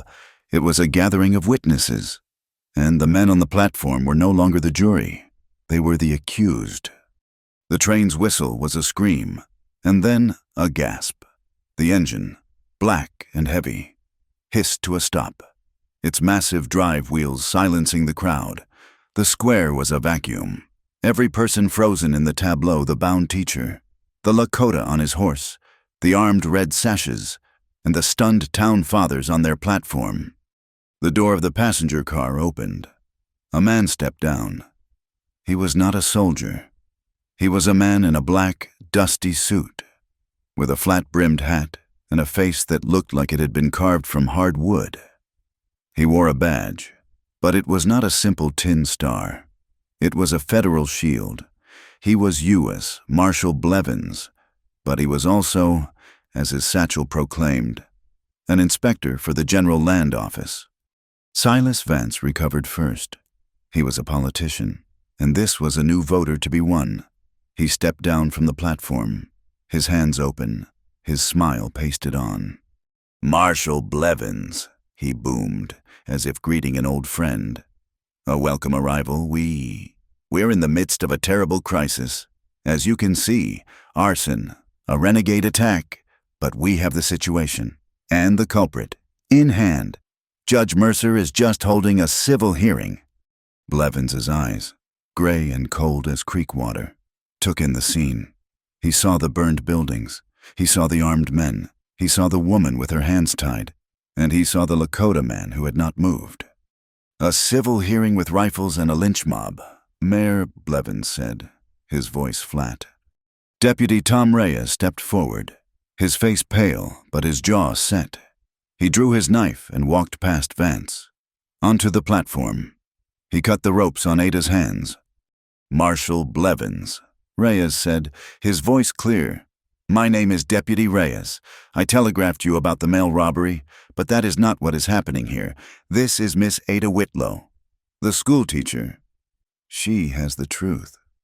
"This is a local matter, Marshal," Vance protested, his face turning red. "A town matter." "Robbing the U.S. mail is a federal crime, Mr. Vance," Blevins said. "And so is defrauding the U.S. government on land grants. And so," he looked at the armed red sashes, "is insurrection." He walked to the platform. He did not take Vance's offered hand. He looked at Ada. "Miss Whitlow, what truth?" Chayton dismounted, his movements fluid. He stood at the base of the platform, not as a prisoner, but as a guardian. Before Ada could speak, a new party arrived. This one from the north. It was the old trapper, Silas, and with him, on a sturdy pony, was an old man, his face a map of dignified wrinkles. He wore a single eagle feather. "Marshal," Chayton said, his voice quiet. "This is Two Moons of the Cheyenne." Two Moons looked at the burned town, at the soldiers, and at the man with the badge. He needed no introduction. He understood. "I have invited the marshal to a feast," Vance said, his voice tight. "At the saloon. We can discuss this." "There will be no feast," Blevins said. He pointed to the table on the platform. "This hearing is now a federal inquiry. Sit down. Mayor, you two, judge." He turned to Ada. "Ma'am, your testimony." The power had shifted, as fast and as clean as a cut. Ada, her hands now free, stepped to the table. She unrolled the treaty map, the one Chayton had carried. "This is where it begins. Marshal, with a promise, the Fort Laramie Treaty." Two Moon stepped forward. He placed his finger on the line. He spoke in Cheyenne, his voice resonant. The old trapper translated. "He says, this is the line of the river. The treaty promises no white man will settle south of it. The railroad stakes are on the sacred land." "A technicality," Vance blustered from his chair. "Now, the theft," Ada said. She unrolled the plat map, the one Reyes had given her. The official railroad plan, signed by Mayor Vance, Judge Mercer, and their foreman, Pike. At the edge of the crowd, Foreman Pike had been watching. He was a brute, but not a fool. He saw the green ledger on the table. He saw Blevins's federal shield. He saw the trapper with 2 moons. He knew his expense book was in Chayton's hands. He was finished. He looked down the canyon. The new wooden trestle, a skeleton of raw pine, stood over the dry gulch. On the far side, parked on the tracks, was his dynamite wagon, the one with the remaining kerosene cans. His last resort. Destroy the bridge. Destroy the evidence. Create chaos. He slipped from the back of the crowd, unnoticed. But Chayton noticed. He saw the shift in the crowd, the small space where Pike had been. His eyes narrowed. He looked down the canyon at the trestle, then back at the platform. He knew what Pike was. He was an animal, and he was cornered. He moved to Reyes, who was standing guard, his shoulder aching. "Pike is gone," Chayton whispered, his voice urgent. "The trestle, the dynamite." Reyes's blood ran cold. He looked at Blevins, who was now examining the green leather ledger. "Marshal," Reyes interrupted, "we have a problem." Blevins looked up. "What problem?" "The evidence," Reyes pointed. "Pike, he is heading for the railroad trestle. He has a wagon of explosives." Pike was already there. He was under the bridge, a coil of slow match fuse in his hand. He was tying it to the main support beam, running the long fuse back toward the dynamite wagon. "Go," Blevins commanded. "Stop him! That bridge is federal property." Chayton and Reyes ran. They sprinted from the square, down the dirt track toward the canyon. Back on the platform, Ada saw them run. She saw where they were going. Her eyes scanned the crowd. Eli and the other children, drawn by the drama, had crept from the grove and were watching from the edge of the town market, not 50 yards from the canyon's edge. "Eli!" she screamed. "Get back, Alma! Get the children away from the canyon now!" The crowd, confused, turned. Seeing the new drama, Ada jumped from the platform, organizing the women, pushing the children back toward the center of town. "Move! Get clear!" Pike heard the shouting. He saw Chayton and Reyes pounding down the track. He cursed and lit the fuse. The small flame began to hiss, eating its way along the cotton cord toward the wagon. He pulled his pistol and ran up the bank to the tracks. "You are too late, lawmen!" he roared, leveling his gun. Chayton and Reyes did not stop. They charged onto the trestle.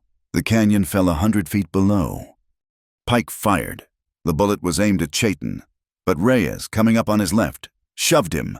The bullet struck Tom Reyes high in the shoulder. Spinning him around, he fell, his arm useless, onto the wooden ties. "Tom!" Chayton yelled. "Go!" Reyes gasped, his face white. "The fuse under the bridge!" Pike was reloading, fumbling with the cartridges. Chayton did not hesitate. He did not run to Reyes. He ran, low and fast, past the wounded deputy. He saw the hissing fuse line. burning perilously close to the wagon. He leapt from the trestle, catching a crossbeam, and swung himself into the scaffolding underneath. Pike fired again, the bullet splintering the wood where Chayton had been. Ada and the entire town watched, horrified, from the square. Chayton scrambled along the beams, his moccasins sure he was 20 feet below the track.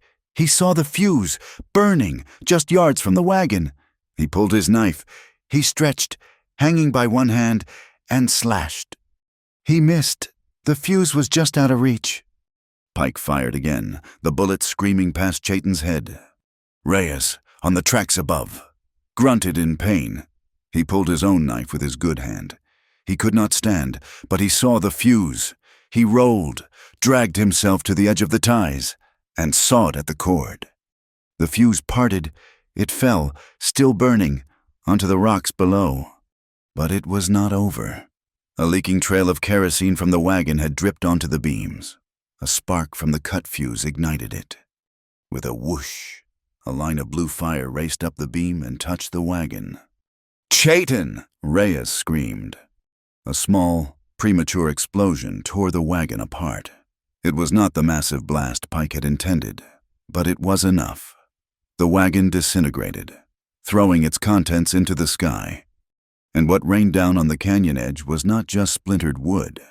It was the metal shells of dozens of kerosene cans, the ignition supply.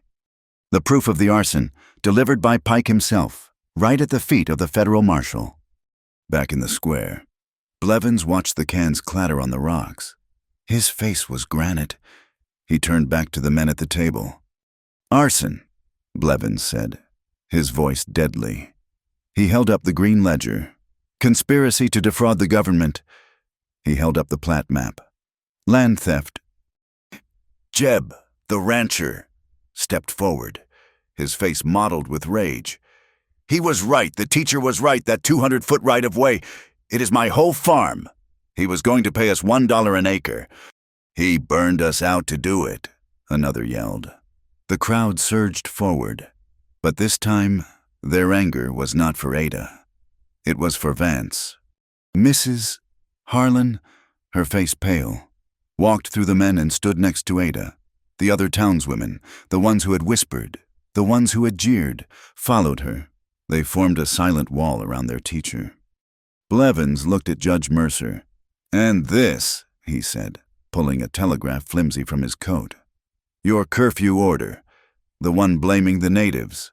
The U.S. Attorney's Office in Cheyenne confirms it. The seal is a forgery. You have no authority." Mercer made a small, strangled sound. He put his head in his hands. Vance stood up, his mouth opening and closing, but no words came out. On the trestle, Pike saw his wagon destroyed. He saw his plan in ruins. He saw Chayton climbing back onto the tracks, his knife still in his hand. Pike did not wait. He turned, leaped from the far side of the trestle, and ran, scrambling up the scree slope toward the one place he knew, the abandoned silver mine. Reyes was bleeding, but he was alive. Chayton looked at him, then at the running figure. "Get the marshal," Chayton said. He did not run, he moved. He flowed over the rocks, a hunter on a clear trail. Pike was fast, but he was clumsy, driven by panic. Chayton was silent, driven by purpose. The chase was short. It led up the mountain, to the gaping black mouth of the old Glory mine. Pike plunged into the darkness. Chayton followed. He did not need light. He could smell the man's fear. He heard Pike, panting, in the main tunnel. He was at the lift shaft, a 200-foot drop to the flooded bottom. Pike was fumbling with the brake on the old ore bucket, thinking he could ride it down. Chayton stepped from a side tunnel, blocking his escape. The only light was a faint gray rectangle from the mine entrance. Far behind them.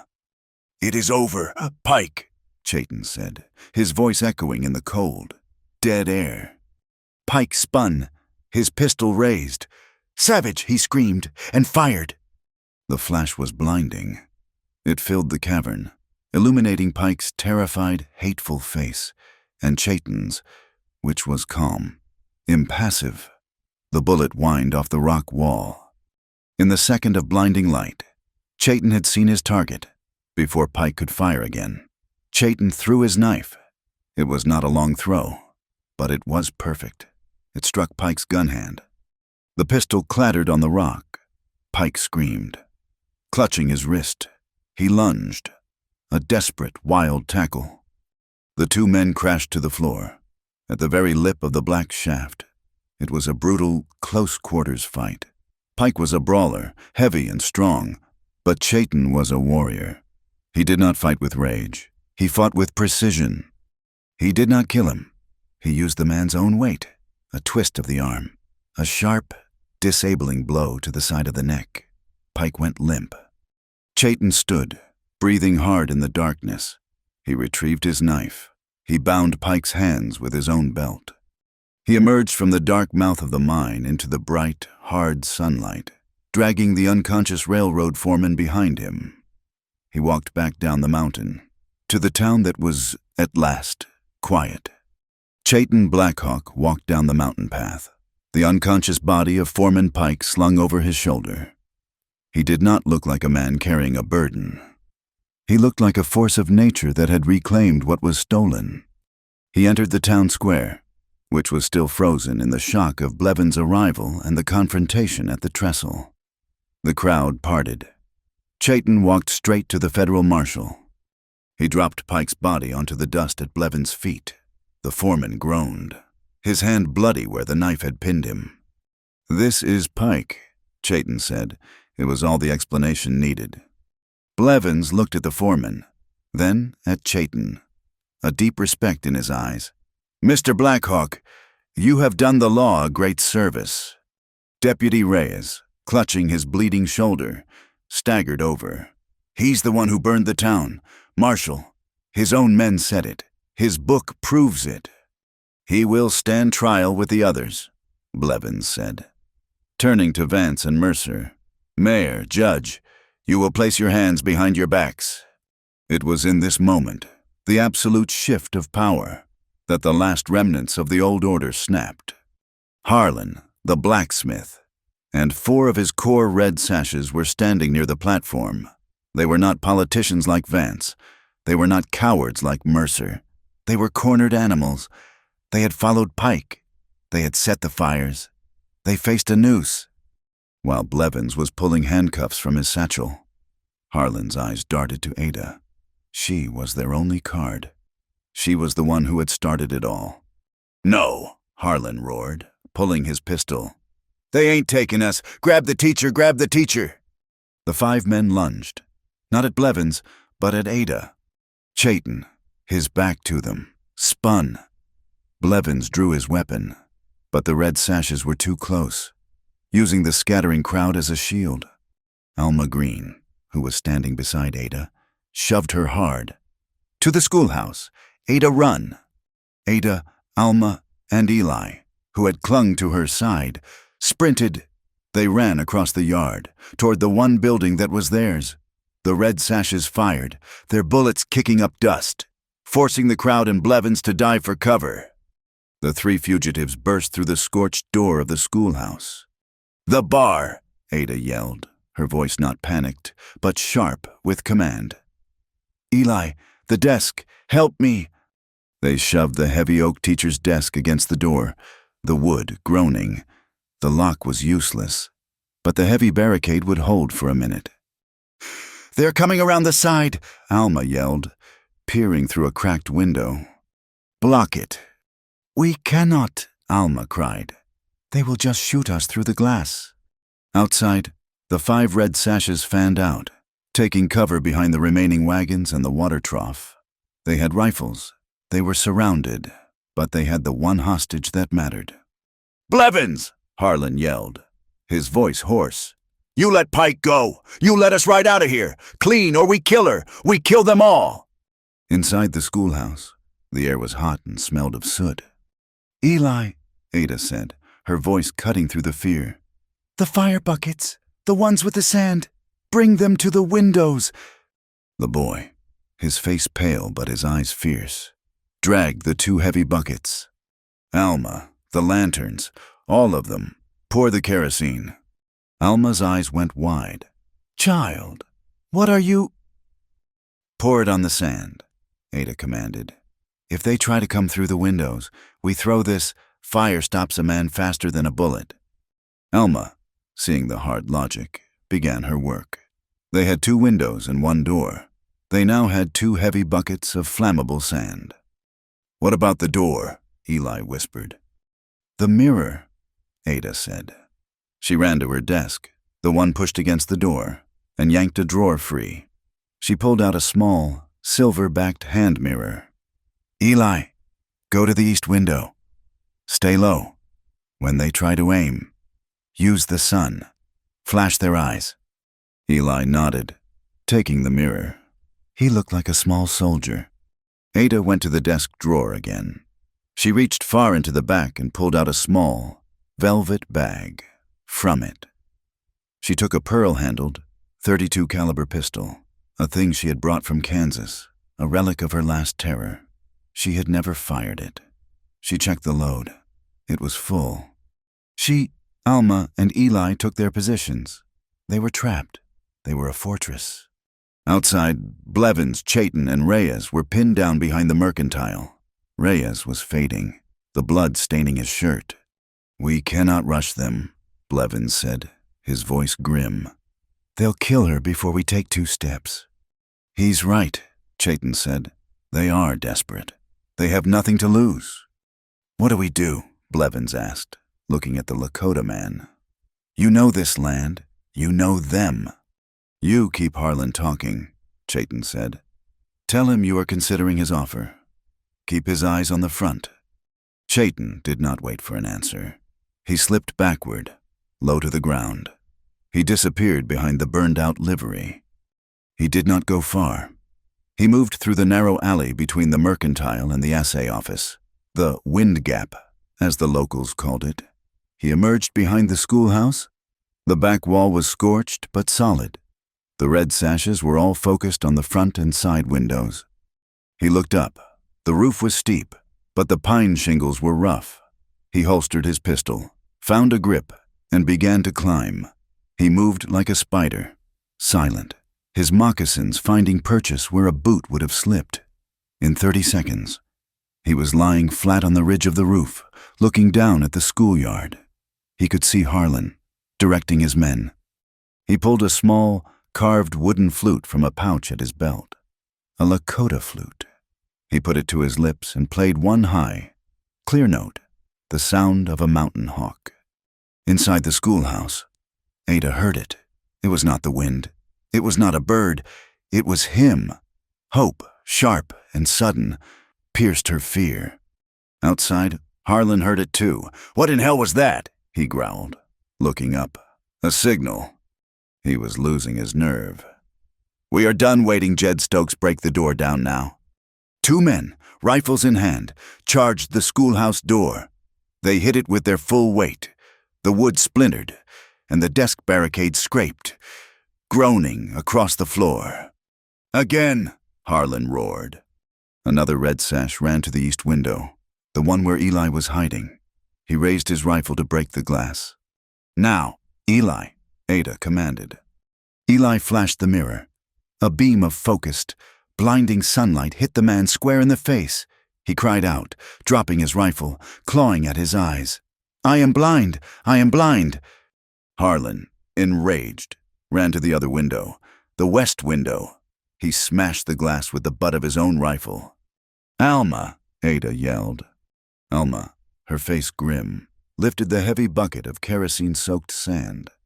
But Harlan was fast. He did not climb in. He shoved his rifle through the broken glass and fired. The bullet tore through the room, exploding a pot of chalk on the back wall.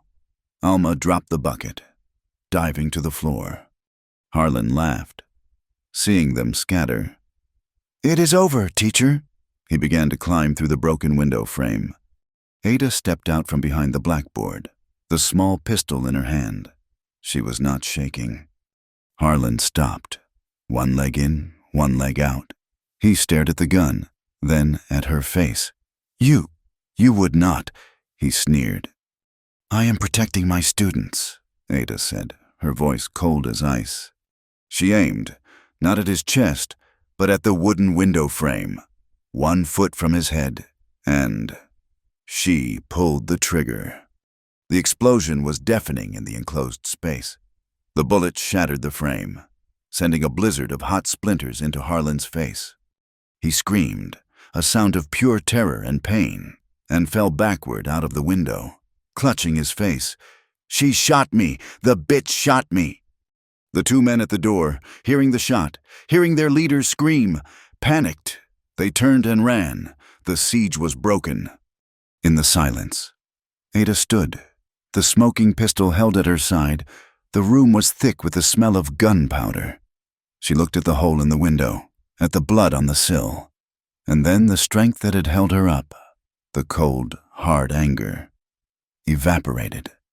She began to shake, her knees buckled, and she slid down the wall, the pistol clattering to the floor. The tremor started in her hands and spread through her whole body. A violent, uncontrollable reaction to the single, terrible act. A soft thud came from the back of the room. Alma and Eli spun around. Chayton Blackhawk had dropped, silent as smoke, from a small ventilation hatch in the ceiling. He landed in a crouch. He stood. He saw the shattered window, the blood, and Ada, huddled against the wall, shaking, her eyes wide with shock. He walked to her. He did not speak. He knelt in front of her. She looked up at him, unable to form words. He reached out. He did not touch her face or her shoulder. He gently, firmly, covered her trembling hand with his own bandaged one. He just held it, grounding her. "It is done," he said, his voice low. Ada looked at their joined hands. The world, which had been loud and sharp and smelling of powder, compressed to that single point of contact. She leaned forward, slowly, and rested her forehead against his shoulder. She closed her eyes. She did not cry. She just stopped. She let the terror flow out of her. He did not move. He did not put his arm around her. He simply stood as her shield, a solid, warm presence in the cold, violent room. He let her borrow his strength. "There is still a long path," he whispered. She took 1 deep, ragged breath. Then another. She pulled back, her hand steady now. She stood on her own. She had her composure. The sound of shouting came from outside. This time, it was Deputy Reyes, his arm in a crude sling, his face pale but resolute. He was not alone. Behind him was Jeb the rancher, and the Miller family, and Alma's trapper friend, Silas, and Harlan's own young apprentice. They were armed with shotguns and hunting rifles. A true posse, the town's posse. "Harlan!" Reyes yelled, his voice ringing with new authority. "You and your men, you are surrounded. Throw down your weapons. You have 5 seconds. Harlan, his face bloody, looked at his 4 remaining men. They were trapped between the federal marshal at the front and their own angry neighbors at the back. Harlan threw his pistol into the dust. One by one, the red sashes dropped their rifles. The reign of the red cloth was over. Chayton and Ada emerged from the schoolhouse, blinking in the bright sun. Reyes marched the cuffed red sashes to the square. Marshal Blevins was waiting. He walked onto the mercantile platform. He looked down at Silas Vance and Judge Mercer, who sat, defeated, on the steps. "Silas Vance," Blevins announced, his voice carrying to every corner of the quiet square. "Judge Mercer, you are under arrest by the authority of the United States government for conspiracy to defraud the General Land Office, for incitement to riot, for violation of federal treaty, for mail fraud, and for accessory to arson." He snapped the handcuffs onto their wrists. The sound was loud as a gunshot in the silence. The marshal turned to the exhausted, soot-stained crowd. "This town is now under federal jurisdiction," he declared. "All railroad activity is suspended indefinitely. All land titles are frozen. I'm impounding every record in the judge's office." He looked at Two Moons, who stood watching with a quiet dignity. I will personally request a federal circuit court convene in this place. The treaty will be heard. The land claims will be heard. Justice will be done." The crowd was silent. They were not cheering. They were stunned. It was over. People began to drift away, to find their families, to tend to the wounded. Alma took Eli's hand. Chayton was in quiet, deep conversation with Blevins and 2 Moons, the 3 of them poring over the treaty map. Ada walked, alone, back into her schoolhouse. It was a wreck. The door was splintered. The floor was covered in glass. The desk was on its side. She looked at the chaos. This was her place. This was her home. She walked to the blackboard, the one that had survived the fire. She picked up a small piece of unbroken chalk. Her hand was perfectly steady. She wrote in her clean, clear cursive for all the world to see. Justice = truth plus courage. She turned. Eli was standing in the doorway. He had come back. He looked at the board, then at her. A slow, wide smile spread across his face. He let out a single, sharp whoop of joy. The other children, who had gathered behind him, took it as a signal. They flooded into the room, cheering, laughing, their voices filling the broken, beautiful, safe schoolhouse. The Cottonwood Grove, which had been a firebreak, a battlefield, and a fortress, became a courthouse. It was a court without walls, under the high, indifferent blue of the Wyoming sky. Marshal Blevins did not sit. He stood before the assembled town, his dusty black suit a stark uniform of federal authority. Silas Vance and Judge Mercer sat on a log, their hands bound in front of them, their faces gray. The red sashes, disarmed, were under guard by Jeb and 3 other ranchers, men who had once been Vance's silent supporters. The town gathered. They were not a mob now. They were quiet, somber, and ashamed. They stood as witnesses, their faces smudged with soot, their eyes hollowed by what they had done and what had been done to them. "This," Blevins began, his voice flat and carrying, "is a federal inquiry. The charges are numerous." He read them, each word a hammer blow falling on the silence: conspiracy to defraud the United States government, mail fraud, arson, forgery of a federal warrant, violation of the 1868 Fort Laramie Treaty, and incitement to riot. He looked at the crowd. "I will hear testimony before these men are transported to Cheyenne for trial." He called his first witness, 2 Moons of the Cheyenne. The old chief stepped forward. The trapper, Silas, stood beside him to translate. 2 Moons did not look at Vance or Mercer. He looked at the map, the one Ada had brought, which now lay on Blevins' makeshift table. He spoke, his voice calm, and Silas translated. "We were told the Iron Horse would pass far to the south. We were told the treaty line was sacred. Then the stakes appeared. They broke the promise. They are your promises, not ours, but we are the ones who pay. The land bleeds. The grass. It knows the line. Only the white man pretends not to see it." Blevins nodded. Deputy Tom Reyes. Reyes, his arm in a sling, his face pale, stepped up.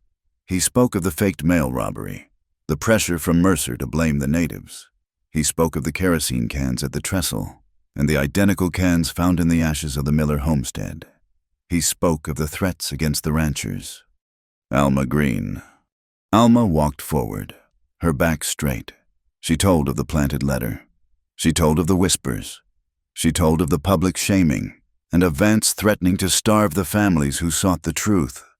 She pointed to her sewing machine, which now sat in the dirt beside her. "He took my living, because I stood with the truth. He used hunger as a weapon against children." Eli, the boy, his voice small but clear, told of the men in the schoolhouse, the ones who threatened Miss Whitlow. He told of the letter Mrs. Harlan found. He said, "She never lied to us, not once. They lied about her every day." Finally, Blevins picked up the green leather ledger. "This," he said, "is the final witness, the Frontier and Pacific Railroad's own book. He did not need to interpret. He simply read. To Silas Vance, for political facilitation, $10,000. To Judge Mercer, for judicial review and land title services, $5,000. To the Red Sash Committee, for security and eviction, $2,000. The crowd was silent. The sums were staggering. It was more money than the entire town would see in 5 years. It was the price of their homes, their honor, and their souls. All eyes turned to Silas Vance. The former mayor looked up. He saw no allies. He saw only the cold eyes of the marshal and the betrayed faces of the people he had ruled. He did not beg. He did not plead. He was a politician to the last. He stood, his bound hands gesturing. "Yes," he said, his voice finding its old boom. "Yes, I took the money and I would do it again, you fools. This town was dying. The mine is dead. You were starving on your dusty farms. I brought you the railroad. I brought you salvation. Progress requires hard choices. It requires sacrifice. I did what I had to do for the good of Dry Cedar." "You burned us out," Jeb the rancher roared. "You burned my neighbor's home. You called it sacrifice." The fire was Pike," Vance deflected, his eyes wild. "A tragic accident. A foreman who went too far." "An accident," Blevins said, his voice cutting through. "That you paid for. The ledger lists 10 cases of ignition supplies delivered to Pike 2 days before the fire." Vance's face collapsed. His justification, his last pillar, crumbled. He was not a savior. He was just a thief who had gotten caught. He sat down heavily on the log, a broken, hollow man. Blevins looked at Mercer. "And you, Judge, you have anything to add?" Mercer shook his head, whimpering. "Then I will add it for you." Blevins said, "The matter of the forged federal warrant, a crime that carries a sentence of 10 years on its own." Mercer let out a small, strangled sob. The idols had fallen. They were just small, greedy men. There was a long, terrible silence. The town looked at the wreckage of its leadership and at the wreckage of its own conscience. Then, a new figure stepped forward, Father Gabriel. The priest walked to the center of the clearing. He did not look at Vance or Blevins. He looked at Ada Whitlow. He stopped, his face a mask of shame. He began, his voice cracking. He took a breath. "I stood in my church," he said, his voice growing stronger. "And I allowed a lie to be told. I stood by while this good woman was slandered. I was a coward. I valued my new church bell, a gift from Mr. Vance, more than I valued the truth. I preached about sin while I was committing the greatest sin of all, silence." He looked directly at Ada, his eyes filling with tears. "Miss Whitlow, on behalf of this town, and on behalf of God, I ask for your forgiveness." Ada looked at him. She saw the genuine torment in his face. She nodded once. "I forgive you, Father." That one act broke the spell. It was permission to atone. Mrs. Harlan, the blacksmith's wife, her face red with her own shame, stepped forward. She was followed by 3 other women. They were carrying Alma Green's sewing machine. They set it down in front of Alma. It was not the dusty, seized machine. It had been cleaned, oiled. A small tin of new needles sat on top.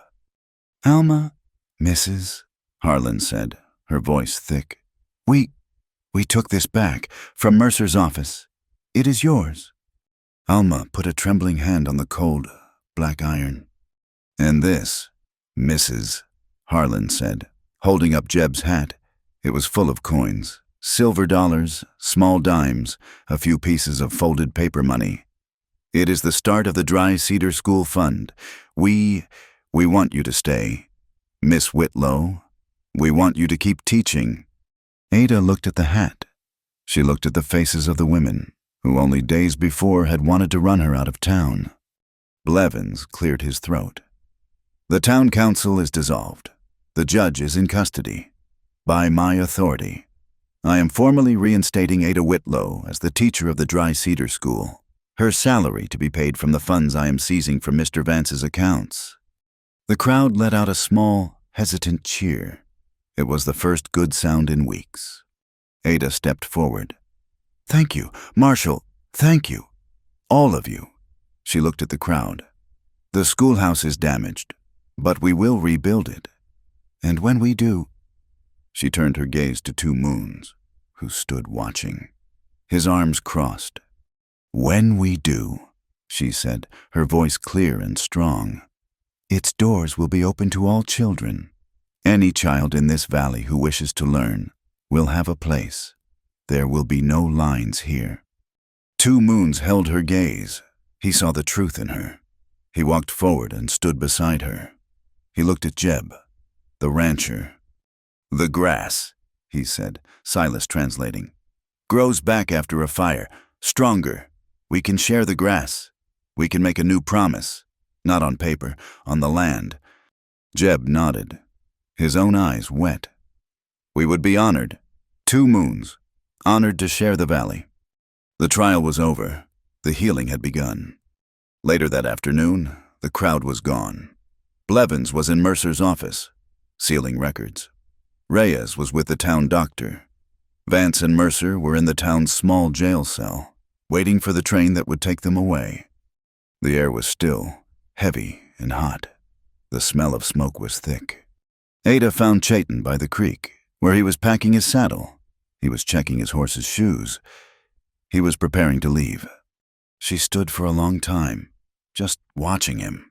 He knew she was there, but he did not speak. "You are going," she said. It was not a question. "My work is done," he said, not looking up. "The ghosts are quiet." You lied," she said, her voice soft. He stopped. He slowly stood and turned to face her. "I did not—" "You did," she insisted, a small, sad smile on her face.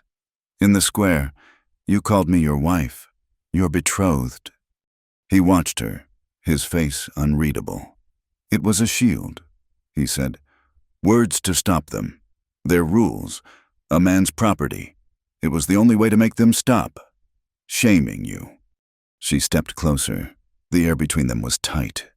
"You do not understand what you did. Chayton," she said, her voice trembling just slightly. "They did not just try to kill me. They tried to make me worthless.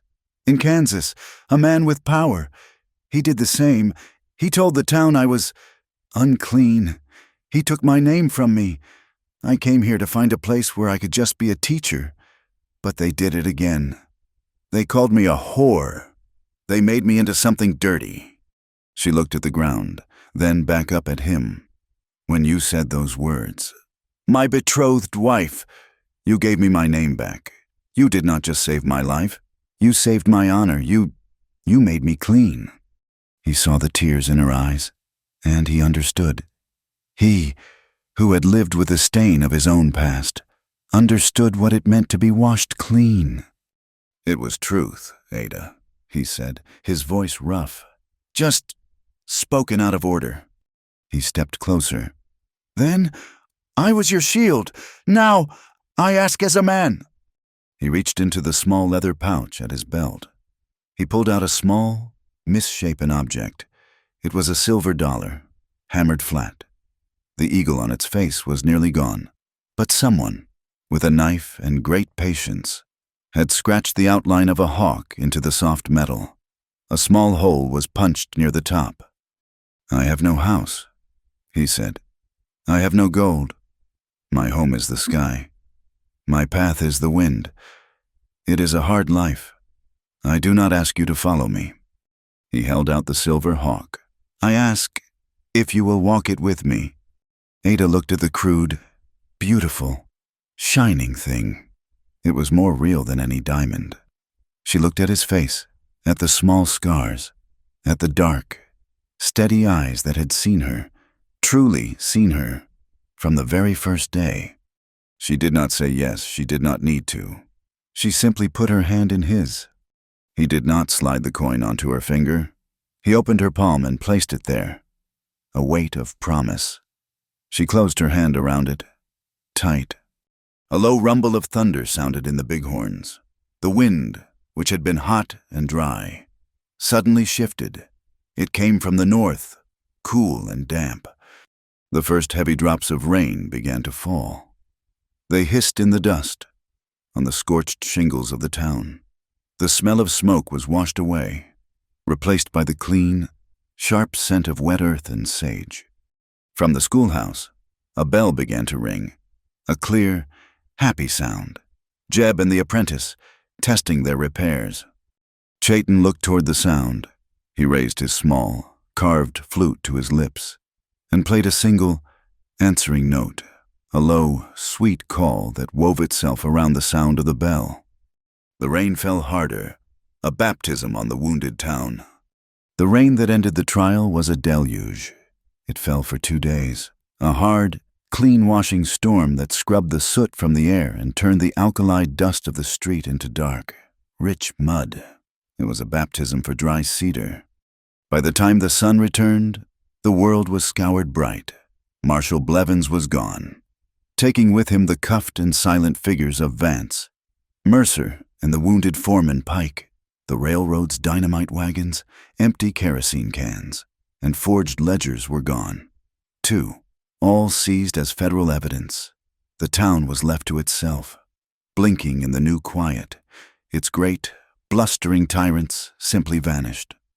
The first thing they did, as a community, was hold a wedding. It was not held in the church, which still felt shadowed by Father Gabriel's shame. It was held in the cottonwood grove, under the same great tree that had served as a fortress. The entire town came, not as a mob, but as quiet, humbled guests. They stood on one side of the creek bed. On the other side stood the entire families of Two Moons E. Cheyenne Band, who had come down from the plains not as strangers, but as witnesses. Ada wore her simple gray traveling suit, the one she had arrived in.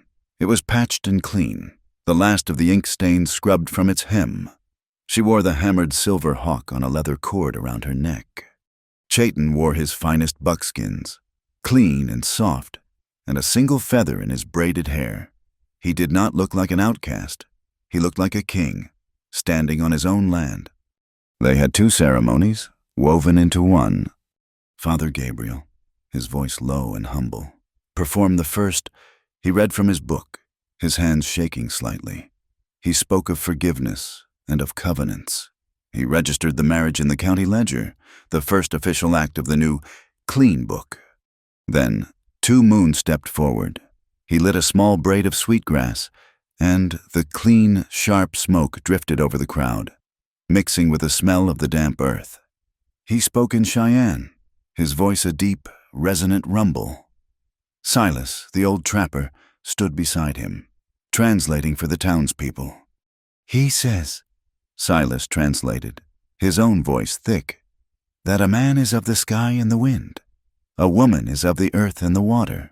When they join, they make a home. The sky cannot forget the earth. The earth cannot deny the sky. You have made a new path. Walk it as one truth." Chayton turned to Ada. He spoke in Lakota, his voice soft. For her alone. Then he spoke in English, so all could hear. "My path was the wind. Now it leads to this door. I am home." Ada, her eyes shining, did not look away from him. "My path was the truth, written in a book. Now it is written in this valley. I am home." He placed his hand over hers, the one that held the hammered silver coin. The 2 communities, settler and native, stood together by the creek and clapped, the sound echoing off the new green leaves. In the weeks that followed, the new order settled in. Marshal Blevins's final act, before he left, was to formally disband the Red Sashes. He walked over to Tom Reyes, who was recovering, his arm in a sling, in front of the whole town. Blevins unpinned his own deputy badge. "The territory," Blevins had said, "needs a lawman who understands the difference between a mayor's orders and the actual law. This town needs a sheriff." He pinned the badge on Reyes's good shoulder. Sheriff Tom Reyes, his face pale but his eyes hard. took the post. His first act was to take the remaining red sashes, not as prisoners, but as a work crew. Their sentence was to rebuild the burned portions of the town, starting with the Miller homestead. Harlan, his face scarred by the splinters from Ada's warning shot, was set to rebuilding his own smithy, his pride broken, his power gone. A month later, a letter arrived by stagecoach. It was from the Federal Land Office, bearing the marshal's signature. It was read aloud by Ada in the square. The Frontier and Pacific Railroad, facing federal prosecution, had withdrawn its claim. Its charter was rerouted 20 miles to the south, to a barren, empty stretch of desert. All land titles in the Cottonwood Valley were restored. A federal compensation fund, drawn from the railroad's fines and the seized assets of Silas Vance, was established. Part of it went to the families who had lost their homes. The other part, a sum of $5,000, was given to the Dry Cedar School Fund. The schoolhouse itself became the heart of the town. Jeb, the rancher, his water rights secure, donated the lumber.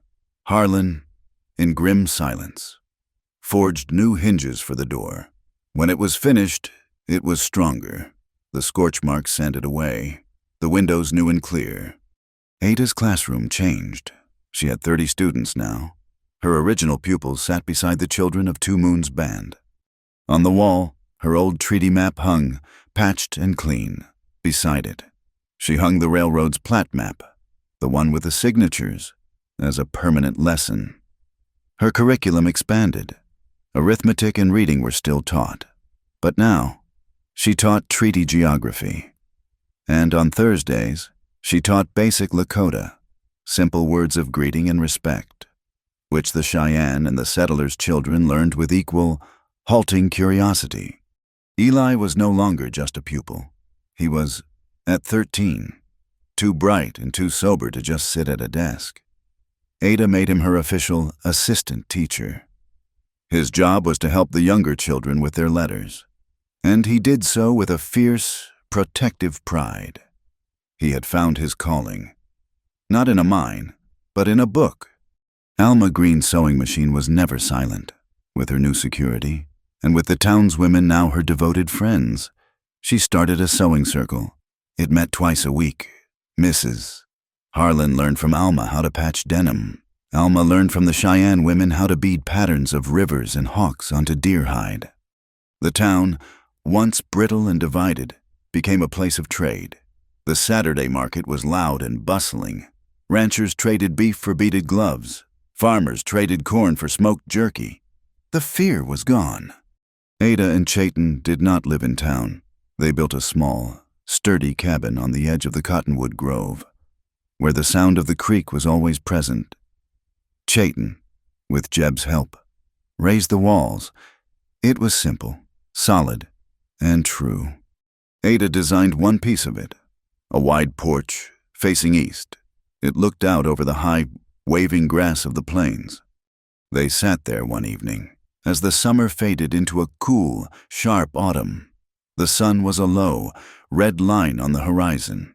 From the town, the school bell rang, the clear, single note signaling the end of the day. Chayton, who had been oiling a harness, looked up at the sound. He smiled, a rare, slow expression that softened the hard lines of his face. He looked at Ada. "Every time the school bell rings," he said, his voice quiet, "I will be there." It was not a restriction. It was a promise of absolute presence. Ada reached up and touched the silver hawk at her throat. She looked out at the plains, where the wind was beginning to move, sending long, whispering sighs through the grass. "And every time the wind blows," she answered, "I remember that it was the wind that brought you to me." On the first day of the new school term, the entire town gathered one last time. They stood in the schoolyard. Eli and Jeb, the rancher, climbed a ladder. They hung a new carved pine sign over the schoolhouse door. It did not say Dry Cedar School. It said, in bold, clean letters, "Truth has a home here." That night, Ada sat at the small desk in their new cabin. The lamp cast a warm, yellow glow on the page.